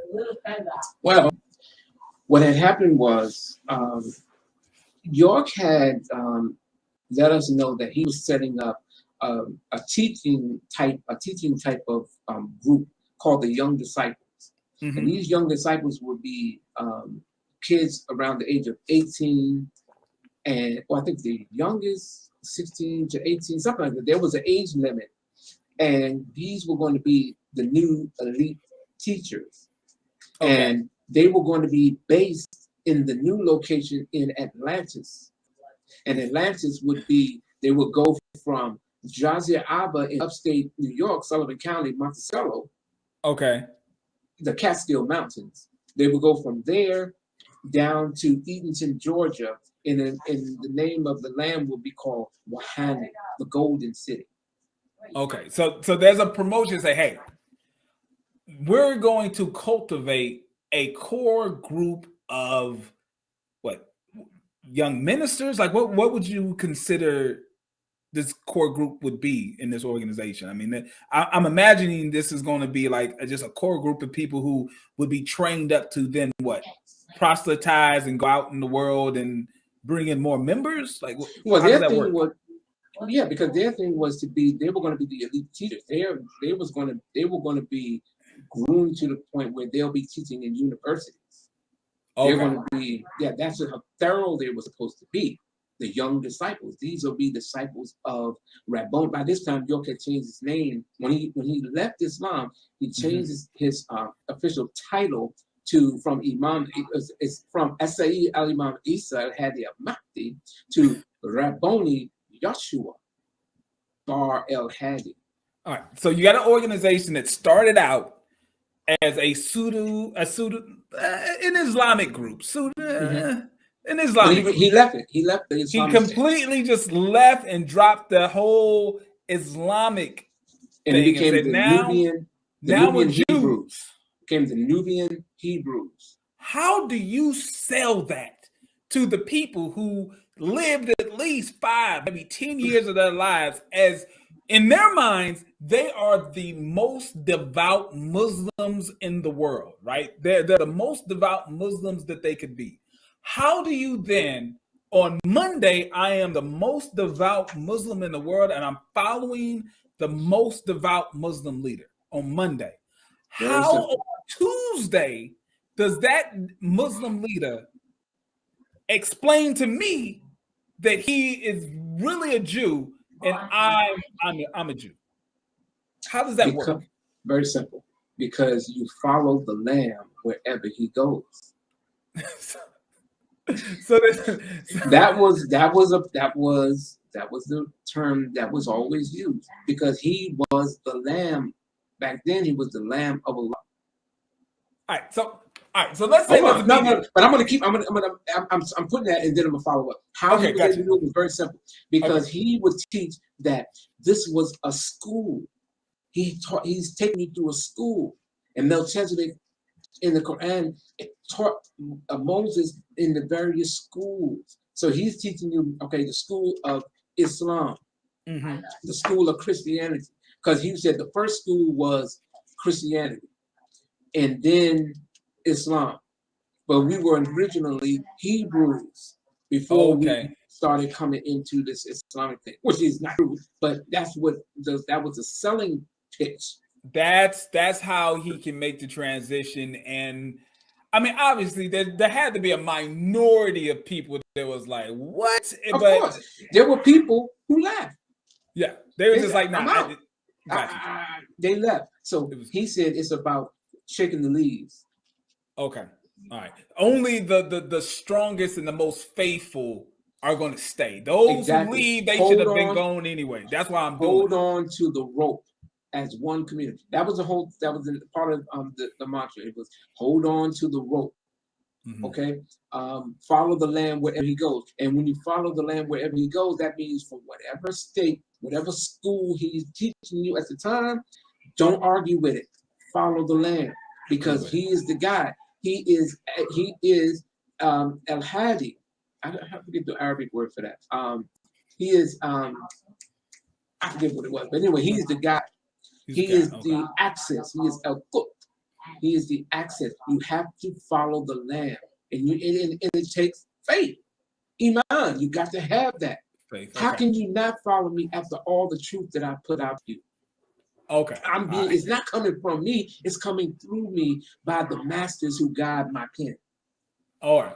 So now I'm a Jew. I believe I went from one school. I'm going to the next school. And within this school, he's talking about these new teachers, these young new teachers, and these teachers are going to be taught and trained in Georgia. Now, from an outside looking in, if I'm a believer, I want to be one of those teachers. I want to be one of those students. What are the qualifications where I can enroll to be one of these elite new teachers? Because obviously, if you want to be, in this group, you want to be one of those. But you have to be a certain age. You have to be within that age group. If you're not within the age group, then you can't be a part of the Young Disciple program. Okay. Simple. That was how. And that eliminated a whole lot of people. Yeah, that would eliminate all the old heads. Exactly. Only the newest members who wouldn't be as confused, because if I'm an older member and I've been in for a while and I was a dedicated Muslim, but now I'm kind of going into this Jewish thing and I'm a little confused. I want to stay in because this is my community and I don't want to be out of my community. I'm a little confused. But when he's calling for these elite teachers and you're giving it an age range, it's going to be people who are not going to do a whole lot of questioning. Yeah, the Young Disciples came in around 92, 93, just during the time that we were just about to move down to Georgia. Okay, it was in the early 90s that program was sold to us, and once the headquarters moved down to Eagleton, Georgia, eventually, we were asked to move down into the city because we weren't doing the community living at this time. That's you can actually live on your own at this point. Yeah, you can live with your family, you can do it, but you're still kicking out the cash. But you didn't have to live in a jamaat at the time, because Bilal Phillips, when the book came out, then that put all that on blast. Gotcha. So now the critic, he had to take that away because now the critics have a book that talks about these things. But also, if he does away with it, it kind of waters down the bad press. On the property is different because on the property you have dormitory living. So the brothers lived on Tamaray back then. By that time, it was called Tamaray, Egypt of the West. The compound in Georgia. Yeah, it was called Wahani, the Golden City. Okay. And so the brothers, they lived in what we call the barn. And then the sisters, they had the sister's house, which was further over near York's house.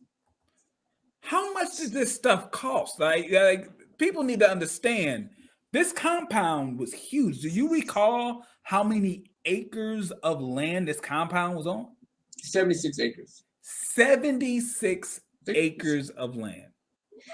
Yeah, I think it was 76 acres. And what we saw as far as the on the property was 19 acres. Okay. How was he able to purchase that many acres of land in Georgia? Give me 1 second. Okay. Hey, Pocket Watchers, I want you to take this time. Take this time to make sure we got over 500 people. Over 500 people. Make sure you take this time to hit the like button.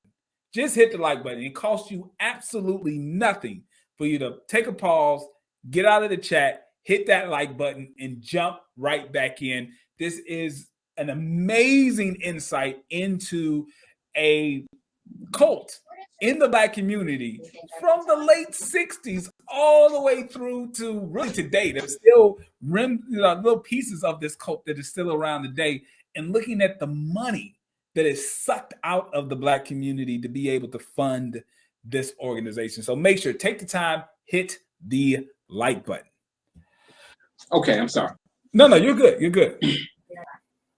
All right, so now we're in Georgia. There's these new young disciples. There's an age range. So obviously, to me, I'm always looking at it, kind of skeptical. Having an age range on these disciples kind of cuts out a lot of the old heads that could try to make a claim of York is deviating, right? If you got someone who's been there since day one, they're going to have more authority in the organization to say York is deviating. But when you have a bunch of younger teachers, these guys are new. Anything that York says is fine with them. A lot of the old Ansars, they were already conditioned to just accept the changes. Really? Because that is what it was all about. The only thing that's consistent in the universe is change. Follow me. Stick with me. I'm not going to lead you astray. So wherever he took them, he always had a philosophy and a doctrine to elevate it and make it bigger than what it previously was. Okay. So if he goes down to Georgia and he starts talking all the stuff he took it now, he's building on the whole Sumerian stuff. He starts adopting Zechariah Sitchin's teachings and start putting it in, dipping it into chocolate and serving it to us. And so now we go ahead. All right, so because I want to make, because people, I need to kind of keep up with this. All right, so let's just kind of get to the school. List the school of thoughts, or the different schools that we've gone through so far. We started out with Islam, right? I'm sorry. Can you hear me? Yeah, I hear you. All right, so we started out with Islam. Then we went from Islam to Judaism, correct? York's version of it, yes. Yeah, his version. Okay, so then where did he go after his version of Judaism? All right, real fast. But I want to go back on no, that go part ahead. Because remember, we were wearing the white stuff. So then the sisters took off the veils and they started, and the guys stopped wearing the white. And then he officially began Nubian Hebrews, and we had to change our attire. So we started wearing yarmulkes. And we would wear what was called a khamis, which is an off-white outfit that came. It was cut. It was patterned after the way it's patterned in the Book of Numbers, insofar as how the Levitical priests or Israelites dress. So it would have the tassels, the fringes, and you have the tassel with the little one blue strip. We would have the gold sash around, you know. We had all of the things that you could have that is literally based on the Bible. Okay. And we got the yarmulkes. We patronized all the Jewish stores. When we instead of us going into the masjid, we would go into what was then called the Menzarab, or the house of the sustainer. And then we would go to the Jewish stores. We had to buy a mezuzah, where you put it at the doorpost, and then before you go into the house of worship, you kissed it. So we started adopting Jewish-ism, but not calling it Judaism, because we were the ones who innovated. We were the ones who initiated before they did. Is how we sold it. So as Ansars, we were the best Muslims. Then we became the best Hebrews. Gotcha. Okay. And then that faded out because in the process of that, we were also Native Americans, because we were part of the Yamasee Native Americans. I'm sorry, before even the Yamasees, we were the Shoshone Nubian tribes. Okay. All right. So how do you sell me on now we're Jews? How does he sell now you're Native Americans? Okay. Well, you are validated because now you have Native Americans coming up to Indian land in the Catskills. Because when we would go up to the quote 19 classes where York would come out teaching, he would always be dressed as a priest, a Jewish priest. I'm talking about the whole thing,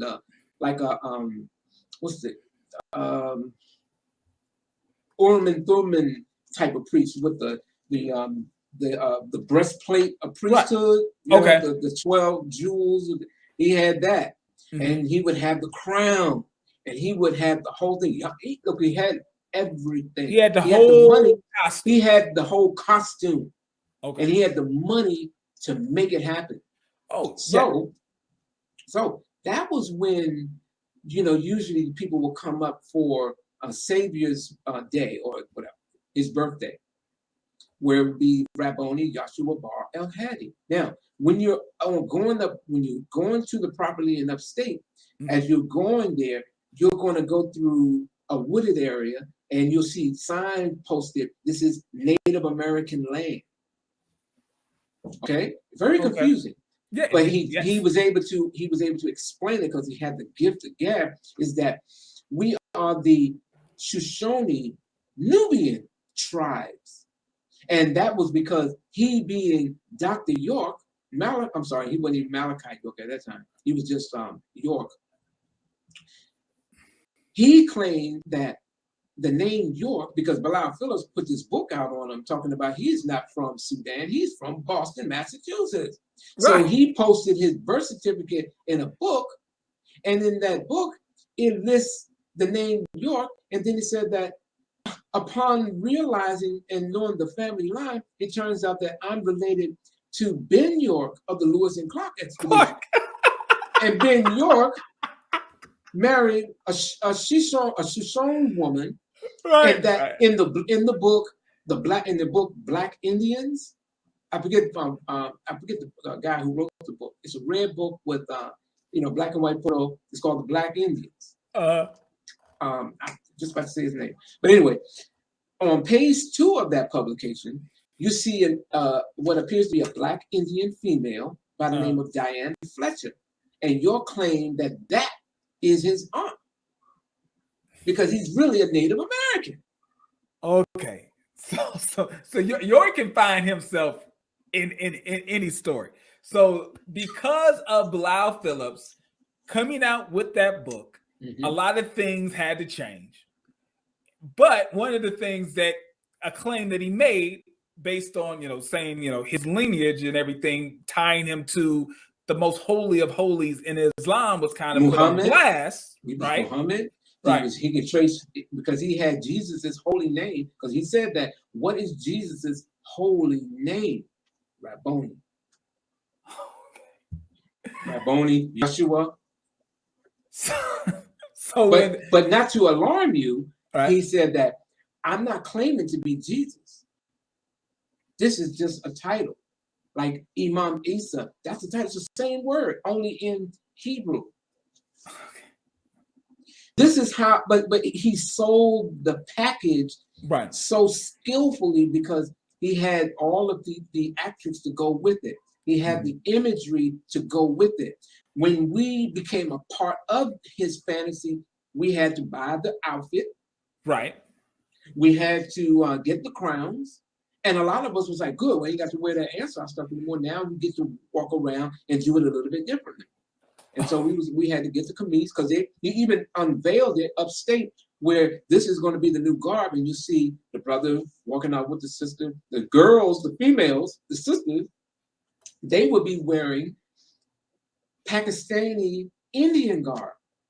Which is, to them, chiffon, not a full veil, but the beautiful colors. Yeah. To them, this is exciting. It's like you're having like a cult new fashion show. Yes. You got women who originally are basically in white burqas. In veils. Right. It's just in the eyes and the hand. Right. So then when you unveil, like, okay, the doctrine's changing, but in the back of your mind is like, well, at least I get to wear some cute outfits. Right? At least, you're showing me what my new outfit's going to be, and like, whatever. The message is changing, but look at the cute outfits that I get to wear now. Yeah. So I can see the women buying in way easier, because at least they're not wearing white burqas. They got on these, cuter outfits. Yeah. And because then you get these nails, you get these fancy shoes. So things became a little more easier going. Gotcha. So it wasn't so restricted. Right. You blended into society a little bit more. In a sense. Yeah. Okay. But on the flip side, those who lived on the property, they had to endure a different level of control than just the average person who was just on the outside. Because by the time he got the property and some people were living on the property, it became much more difficult, because the men, all you did all day was work. And on then the property. On the property, yes. There were a couple of people who worked in town, and I think there was a store in Atlanta. There was a place on Edgewood Avenue in Georgia. Edgewood Avenue in Atlanta, I think it was. York had established an apartment there. It was called I remember the name of it, but he became a landlord. So I mean, he's got apartment complex. Now, are these apartment complexes where the believers are living in, or these are just okay? Okay. NUWAUPIAN Gardens. NUWAUPIAN Gardens. That's what it was called. Okay. And how are they paying for the rent of these apartments? There was a rent, but I don't know how much it was. Okay. I didn't stay there, but I had to go through there, and that was one of the things everybody said. Wow, we got the NUWAUPIAN Gardens. But then there were the brothers who were the hardcore inner circle, or meaning inner circle as far as the members who lived on the property. They lived in the barn, and the barn was just like in the Ansars, where you had dormitory style. You had bunk beds that the brothers lived on, slept in. I spent one night there. It was hot, it's humid. The second floor, you got the same way as what we used to have as Ansars. It's like military style. You got the bunk bed, brother here, bunk over top of him. You have a sheet, and you drop the sheet down for the brother underneath, or at least get some kind of privacy. Okay. All right. So now we're at the stage where you're Native Americans. Was there another stage after being Native Americans? Yeah, because he moved from Shoshone, and the logo for Shoshone was like a buffalo. What was it? It was a Native American, a typical Native American that we usually associate, with the long like hook nose, with the feathers. That was in the middle, and then on the side was two white buffaloes. And I think he was like the Black Eagle and all this other stuff, because the people who came in or were invited to upstate to do these powwows, that was one of the gimmicks, because even at the trial it was pointed out that we started pretending to be Native Americans, and by the time he got down to Georgia and publications were coming out and it started becoming more and more intricate, it went from Shoshone to Yamasee.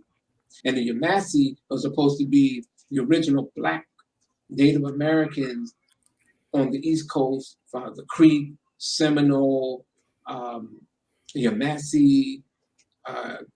These were those people who were even older than the 5 civilized tribes. Oh. Cherokee and all that stuff. Okay. So that is who we became.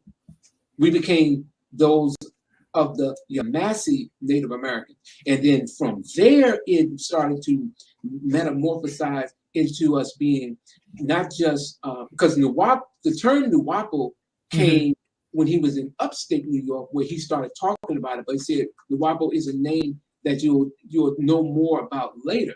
Okay, he was dropping hints and little seeds. He would do little things like that. He would do little things like that, because you always, he kept you always wanting more. And if it's the master, he's going to give you something more. When he gives it to you, it's going to be out there, because nobody can touch it. So as we metamorphosized from out of being Native Americans, we became more associated with being Moors. And then we became by that time, we left from upstate down to Georgia. By that time, we were the Holy Tabernacle Ministries, HTM. Okay. And that, it was still part of the whole Judaic thing, but it was also an infusion of Christianity at the same time. And so by the time, hold on, I'm on the flow now.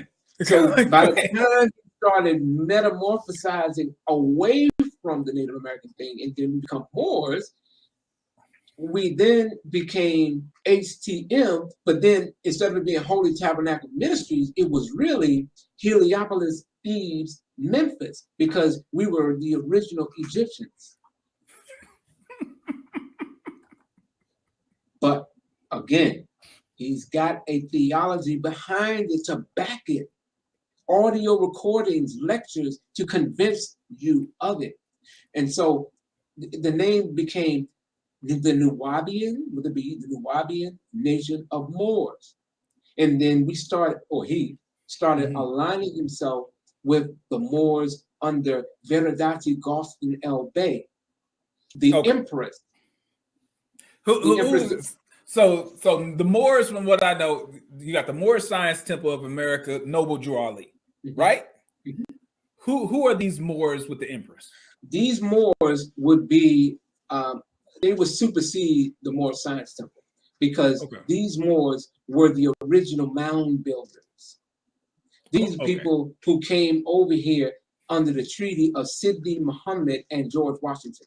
And these people who came as Moors in America, they were not to be confused with the slaves who were here, because these Moors were special, and we are part of them.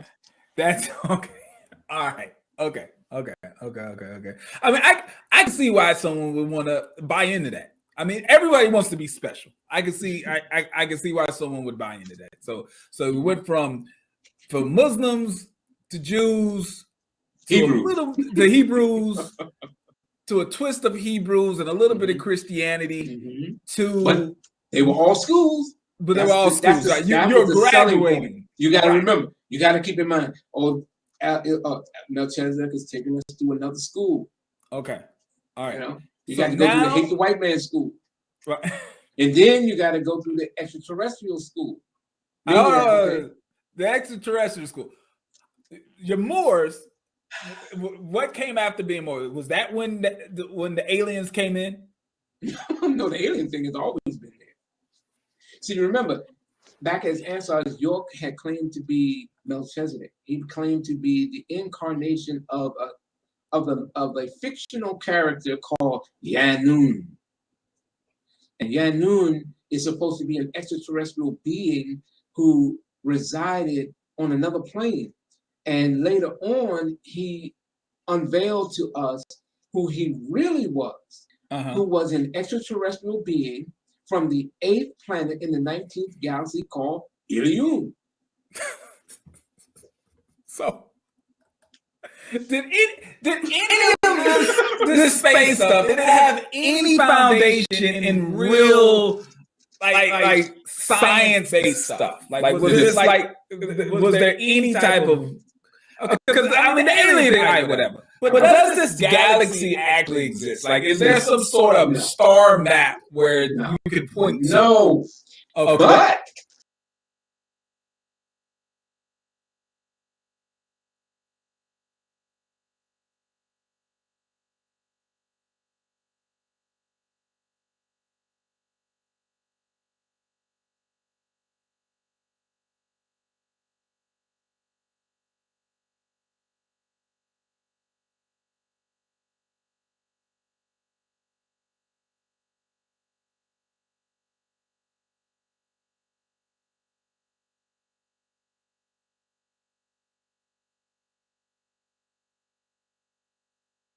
A lot of talk about Nibiru in 2012 because there was all those conspiracy videos on YouTube. I've been rocking on YouTube for a long time. No, because there was a book called 12/12/2000. Okay, that was what I know what you're talking about. Okay. And it was doing that, but see, now York started pushing the whole Nibiru thing. In September of 1992, because that's in Jonathan Stitton's book. Okay. That's when he started that. And then the publication started being converted into that philosophy. So York would have in a book, he would release a book called The Man from Planet Risk. And he would talk about that. On that part. Arrived, first he said he arrived Trips, where you at the signing of hold on. Hold on. That he came to, he first came to. Computer acting all slow. The hell going on? They trying to sabotage me, y'all. Salute to y'all, man. Peace to the community. Shocking truths on the NUWAUPIAN-CULT, money and all types of stuff. Every time I hear these stories, I always uncover something different, and it's like always shocking, yo. Oh my God, I can imagine all the thoughts that's in Trip C's mind, because Trip C knew so much more things than I knew, and I knew some things. I was to research these things. I'm in New York, yo. I used to research certain things, man. Words, and I never knew nothing. I did not know nothing at all. Oh boy, this is real though. Shout out to y'all. Appreciate y'all. Make sure y'all subscribing to Chuck Morgan on YouTube. Subscribe to Chuck Morgan on YouTube. Make sure you're going to NUWAUPIANism.com, because that's what we're doing. Going to NUWAUPIANism.com, staying updated. This video is is from Chuck Morgan's channel by way of Pocket Watching with JT. So make sure y'all go over there and subscribe to Pocket Watching with JT. I most definitely like how, I'm getting into the brother's content. I like how he handled the dialogue, seeing a couple of his other videos. I like how he words himself, how he talks and different things like that. I see some good qualities in the brother. Most definitely do. But, I'm still going to get into his content. But you most definitely head over there too. Pocket Watching with JT. But remember, subscribe to Chuck Morgan. Okay? Subscribe to Chuck Morgan. These are the kind of voices. If you listen to Chuck Morgan just now and you was just like right here listening right here on this channel, then you have to subscribe to Chuck Morgan. I'm not telling you subscribe here. If you want to subscribe here too. Why not? But I'm telling you where to subscribe to. Subscribe to Chuck Morgan. Pocket Watching with JT, he moving.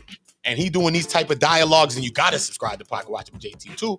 But you got to subscribe to Chuck Morgan and Tarkino Newpool. Tarkino, what? Come on, you lost me there, Uda. Uda, community, Cam, whatever they call you. I think you lost me there. Tar who? I'm going to bring it up on the graphic for you because I'm not playing these games. Tarkino. Okay, you got to subscribe to Tarkino's channel, right? But the crazy thing is, Tarkino been going back to back with Ramiel Ma'at. So you know what I mean? Just like how me and Trip C's be going, that's my sister. Trip C's is my sister. See what I'm saying? That is my sister. So we doing what we're doing. You know what I'm saying? But with the same way how we connecting, we got Tarkino and Ramiel connecting, giving y'all that dialogue, just like how Chuck Morgan and Trip C was coming together and giving y'all that dialogue.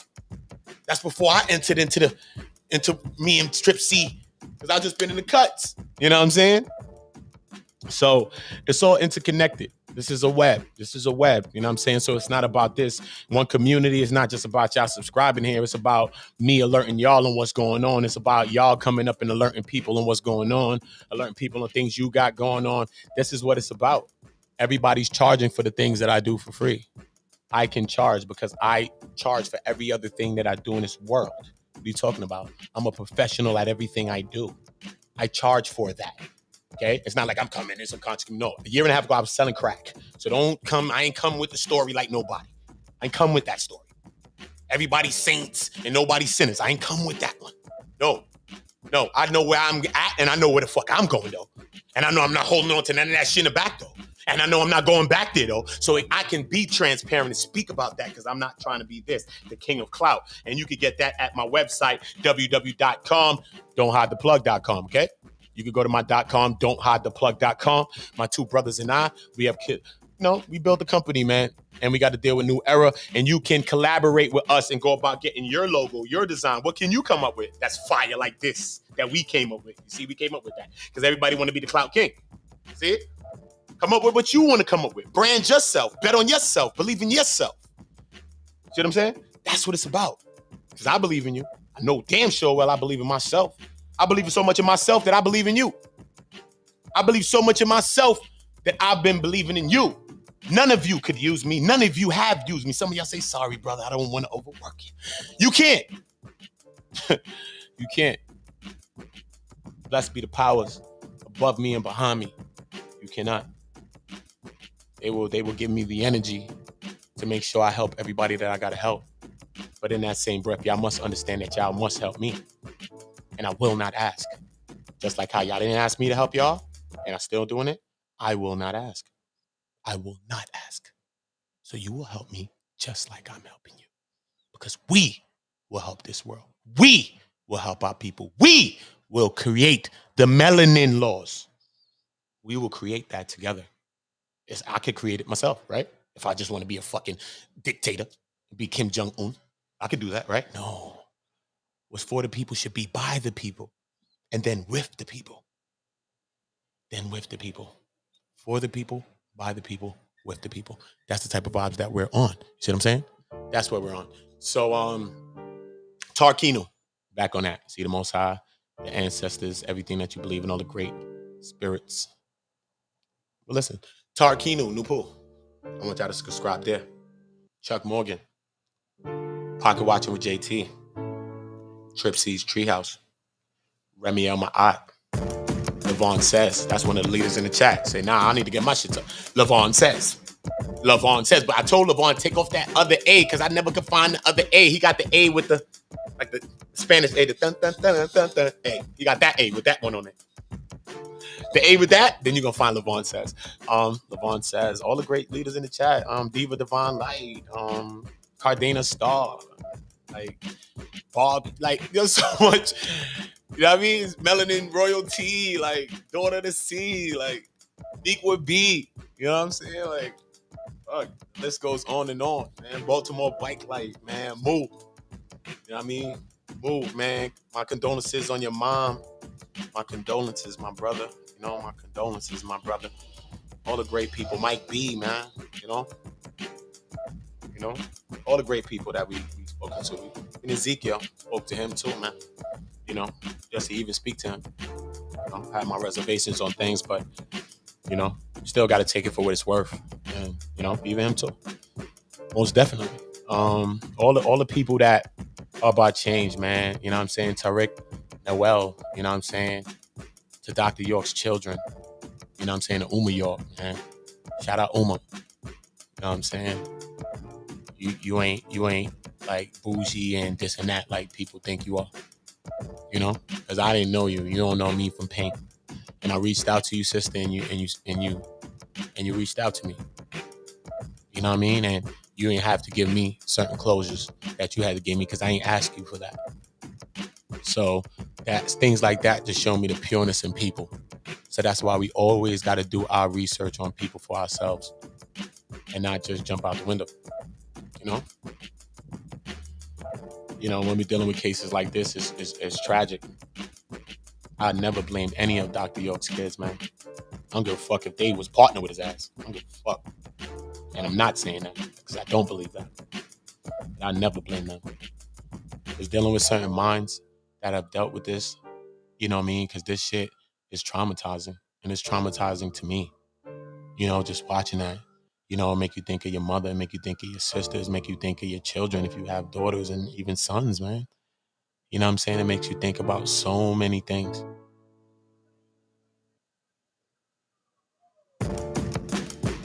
I couldn't put myself in a mind state of a person that been through some of these things.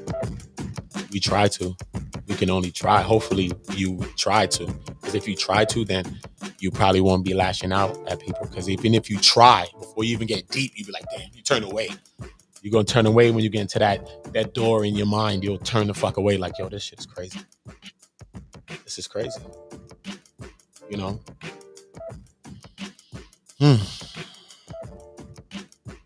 So many lives have been uprooted.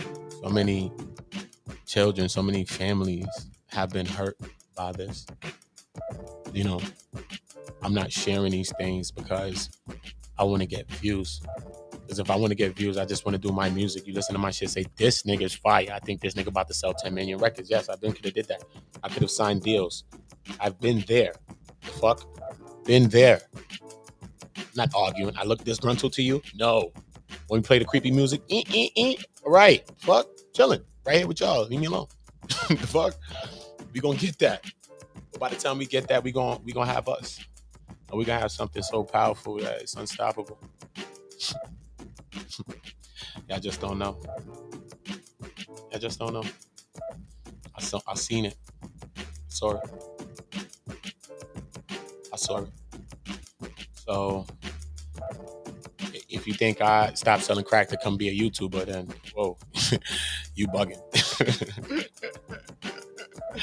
You bugging. Better look deeper. You better use your spiritual eyes to see me and feel me.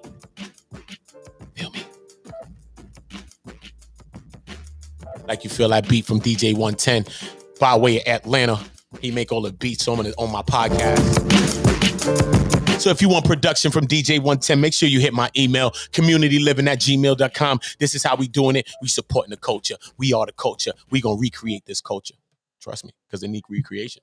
Because everybody's abusing it and diluting it. You know what I'm saying? Everybody's abusing it. This beat is also from DJ 110. It's something that I play when I get in my jinky bag, and I gotta get into my investigative bag. And I have to figure some shit out. All the production is in-house, everything that we do. You already know if you do music, you do everything, you can hit me, man. I'm a songwriter, I write everything, man. I do this. Some of your favorite artists come to me to do that. Script or you want it, what you want? Regular print? Script.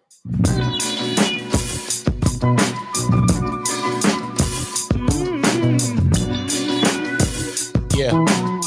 That's a sweet beat, right? That's a sweet beat, man. I love y'all. Appreciate y'all. My chat was gone. But it's back now though. It's back now. I had to reset the whole thing. That's why I reset it and it ended up stopping. But if you want to see the rest of that, I want y'all to go to Chuck Morgan. So I did stop that, and it's about an hour and a half. Better yet, like 2 hours left. Woo.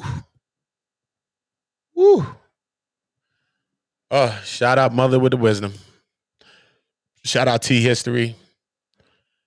Shout out Trip C. Shout out to everybody that was in the chat before, because it wasn't showing me in the restream. So you already know. Now we do it, man. Nothing but love.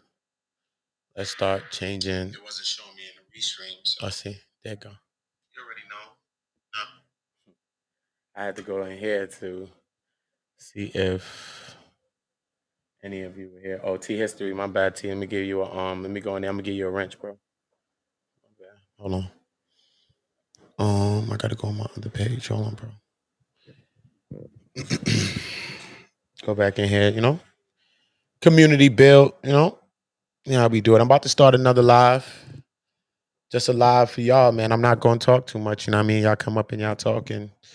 Just for all of y'all, just for all of the subscribers, man. All of y'all that have been coming in, man. Anybody that want to talk, y'all come up. So I might probably be playing songs or some shit until y'all come up. Until then, I'll just be playing songs.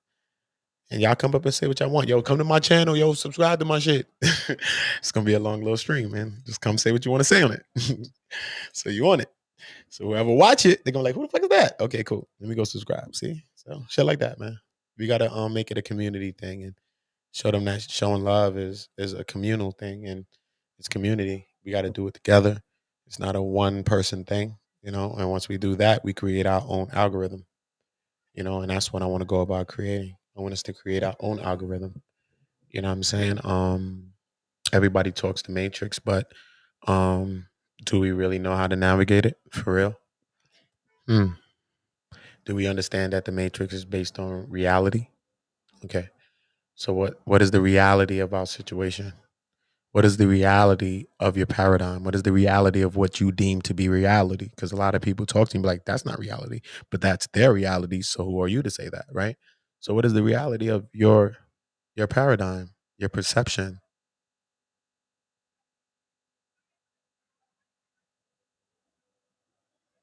If you understood the matrix, you would replicate yourself.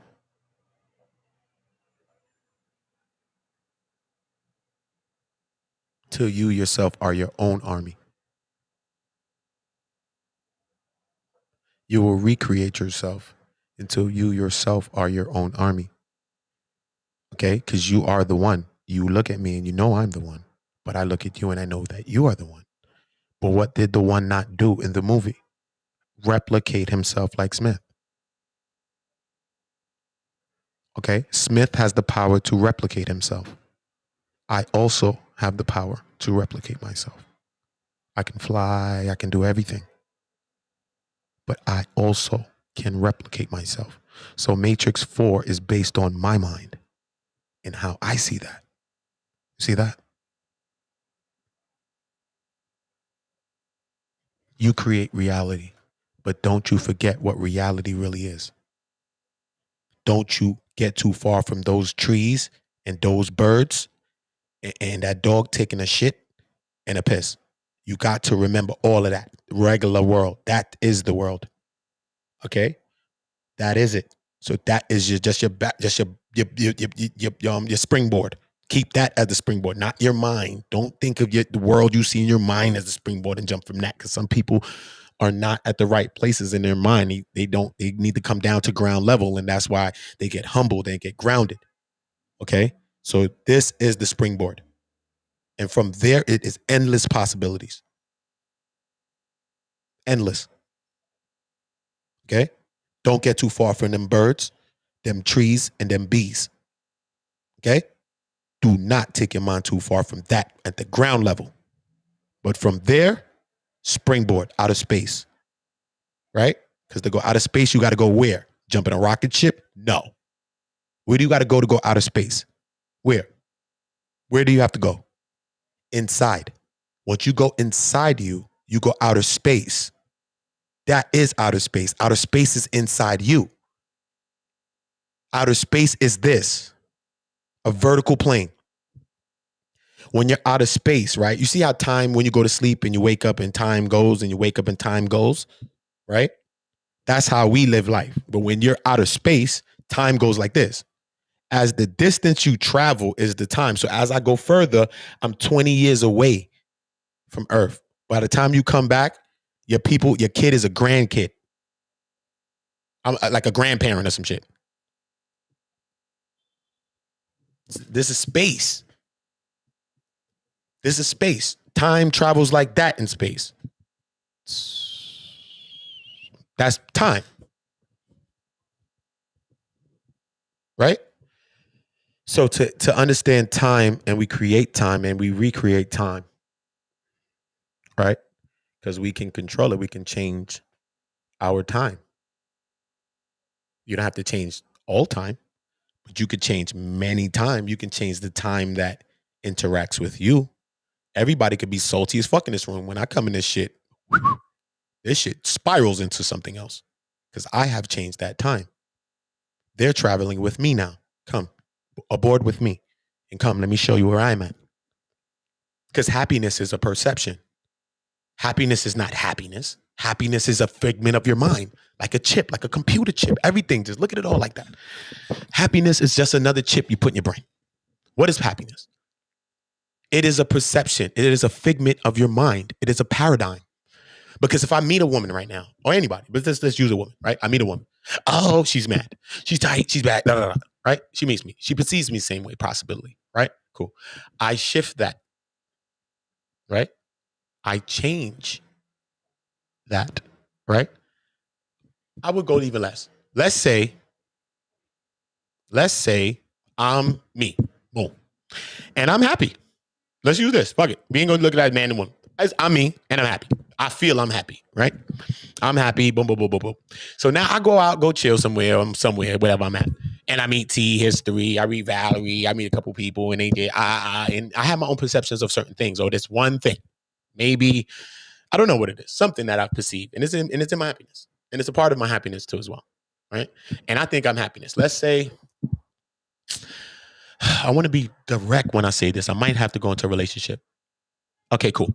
We're going to use a relationship then, but we're going to use two relationships. Okay, me and a person's in a relationship, right? And right now we're at a point, I'm happy in my relationship though. I'm happy. Everything is good. Everything is this. Everything's that. We talk, we this, we that, everything, right? But then we out and then we see another couple, right? We out and we see another couple. And then the other couple, you know what I mean? They might just be holding hands. It might just be the way she's just looking up at him like this. Like she's lost in his eyes or some shit or something, some little thing that we'll deem as little, but it's a big thing. You know what I'm saying? And as we there and the person with me, probably my girlfriend or my friend or my significant other, whoever this person is, she's looking at this and she's like, I'm happy with me, But then she sees this thing on how they just probably joking. Oh, they cracking jokes on each other. But we don't really joke sometimes. Probably we probably have a great relationship, but we probably don't joke or something that too. That's probably another little element too. So we got this part and the lady in the tramp eyes, the lady in the tramp. They got the eyes with the spaghetti. They got the spaghetti and all. Like you like the fuck? I want the spaghetti. Damn, I want the spaghetti. You know what I'm saying? So now that kind of changes what you perceive as happiness, because you thought you was kind of happy in a situation, but now this will make you strive for more. Now this leads to a hunger. You see what I'm saying? Or like I get around, I think I'm happy. I get around some people, they fuck. I'm like, damn, I thought I was good. Nah, these people is really happy, and now they've changed my perception. Their happiness might be wrong. See what I'm saying? But that's their happiness. And that's why we got to control ourselves and don't be just jumping in everybody's happiness. Because someone's happiness can mean your sorrow in the end, sometimes in the beginning. Because that's what they happy about. Like this motherfucker just want to bring negative energy, do all of this shit, They want to kill people, do all this negative shit all the time. So you entertaining and going to this is bringing into this person's happiness because that's what they want to do to you too. They want to negative you. They want to kill you like the rest of them and all this other shit. So why should I play into your happiness? So you got to think about what makes you happy. You got to think about, are you happy? That's the first question. Are you happy? And if you're thinking about what makes you happy, which is the second thing, then that is a problem. Because after are you happy is yes, I'm happy. And who makes me happy? Me. I make myself happy. No one creates happiness for you. You create your own happiness. People can add to your happiness, attribute to it, but no one should be the sole crux of your happiness. Because once that's gone, your life is in a shambles. I don't care what you say. I don't give a fuck who you think you are. You could be psychologist, neurologist, mammologist, ecologist. Don't care. Don't care. You will fall like every other ancient civilization too, because ain't none of us bigger than a city. Okay? So you have to understand that. What is happiness? That's why when you go into scriptures or anything like that, they always tell you leave the vain, leave the vanity, leave these things alone, because these things bring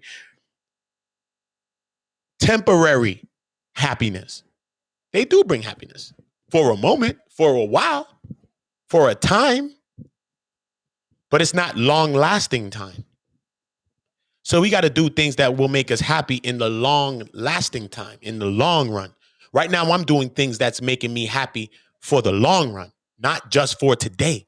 I see my hands in the soil and what it's doing to everyone when I'm putting my hands in the soil. I see the sprouts in the trees and everything that's sprouting up out the chat and how y'all sprouting. I see that.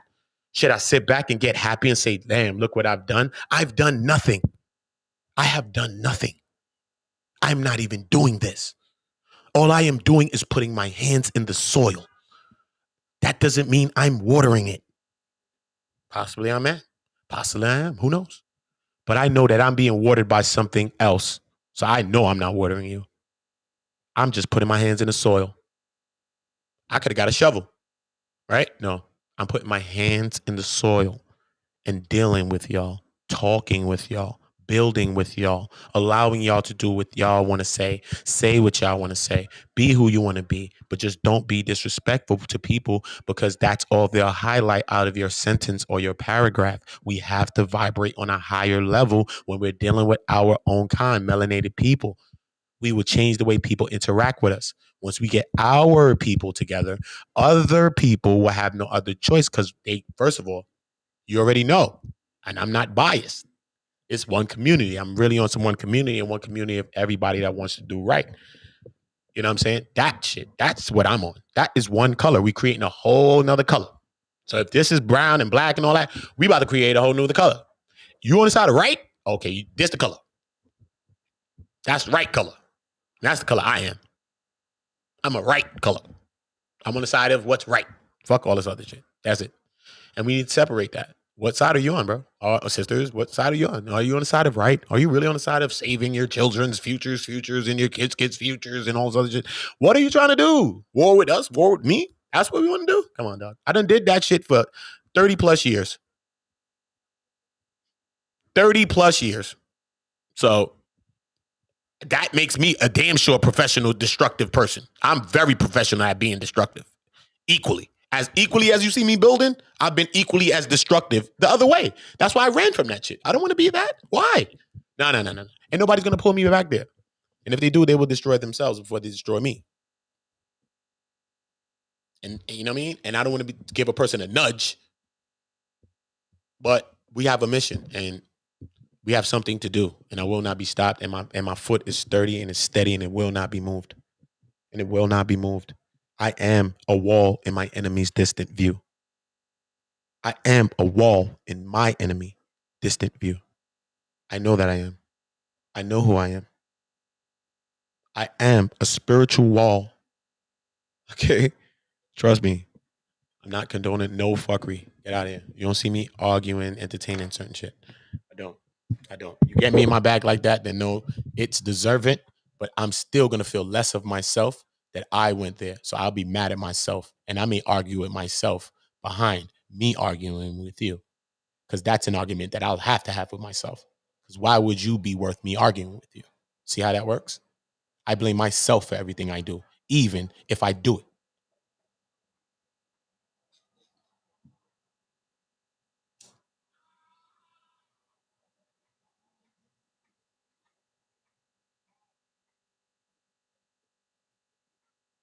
We need accountability.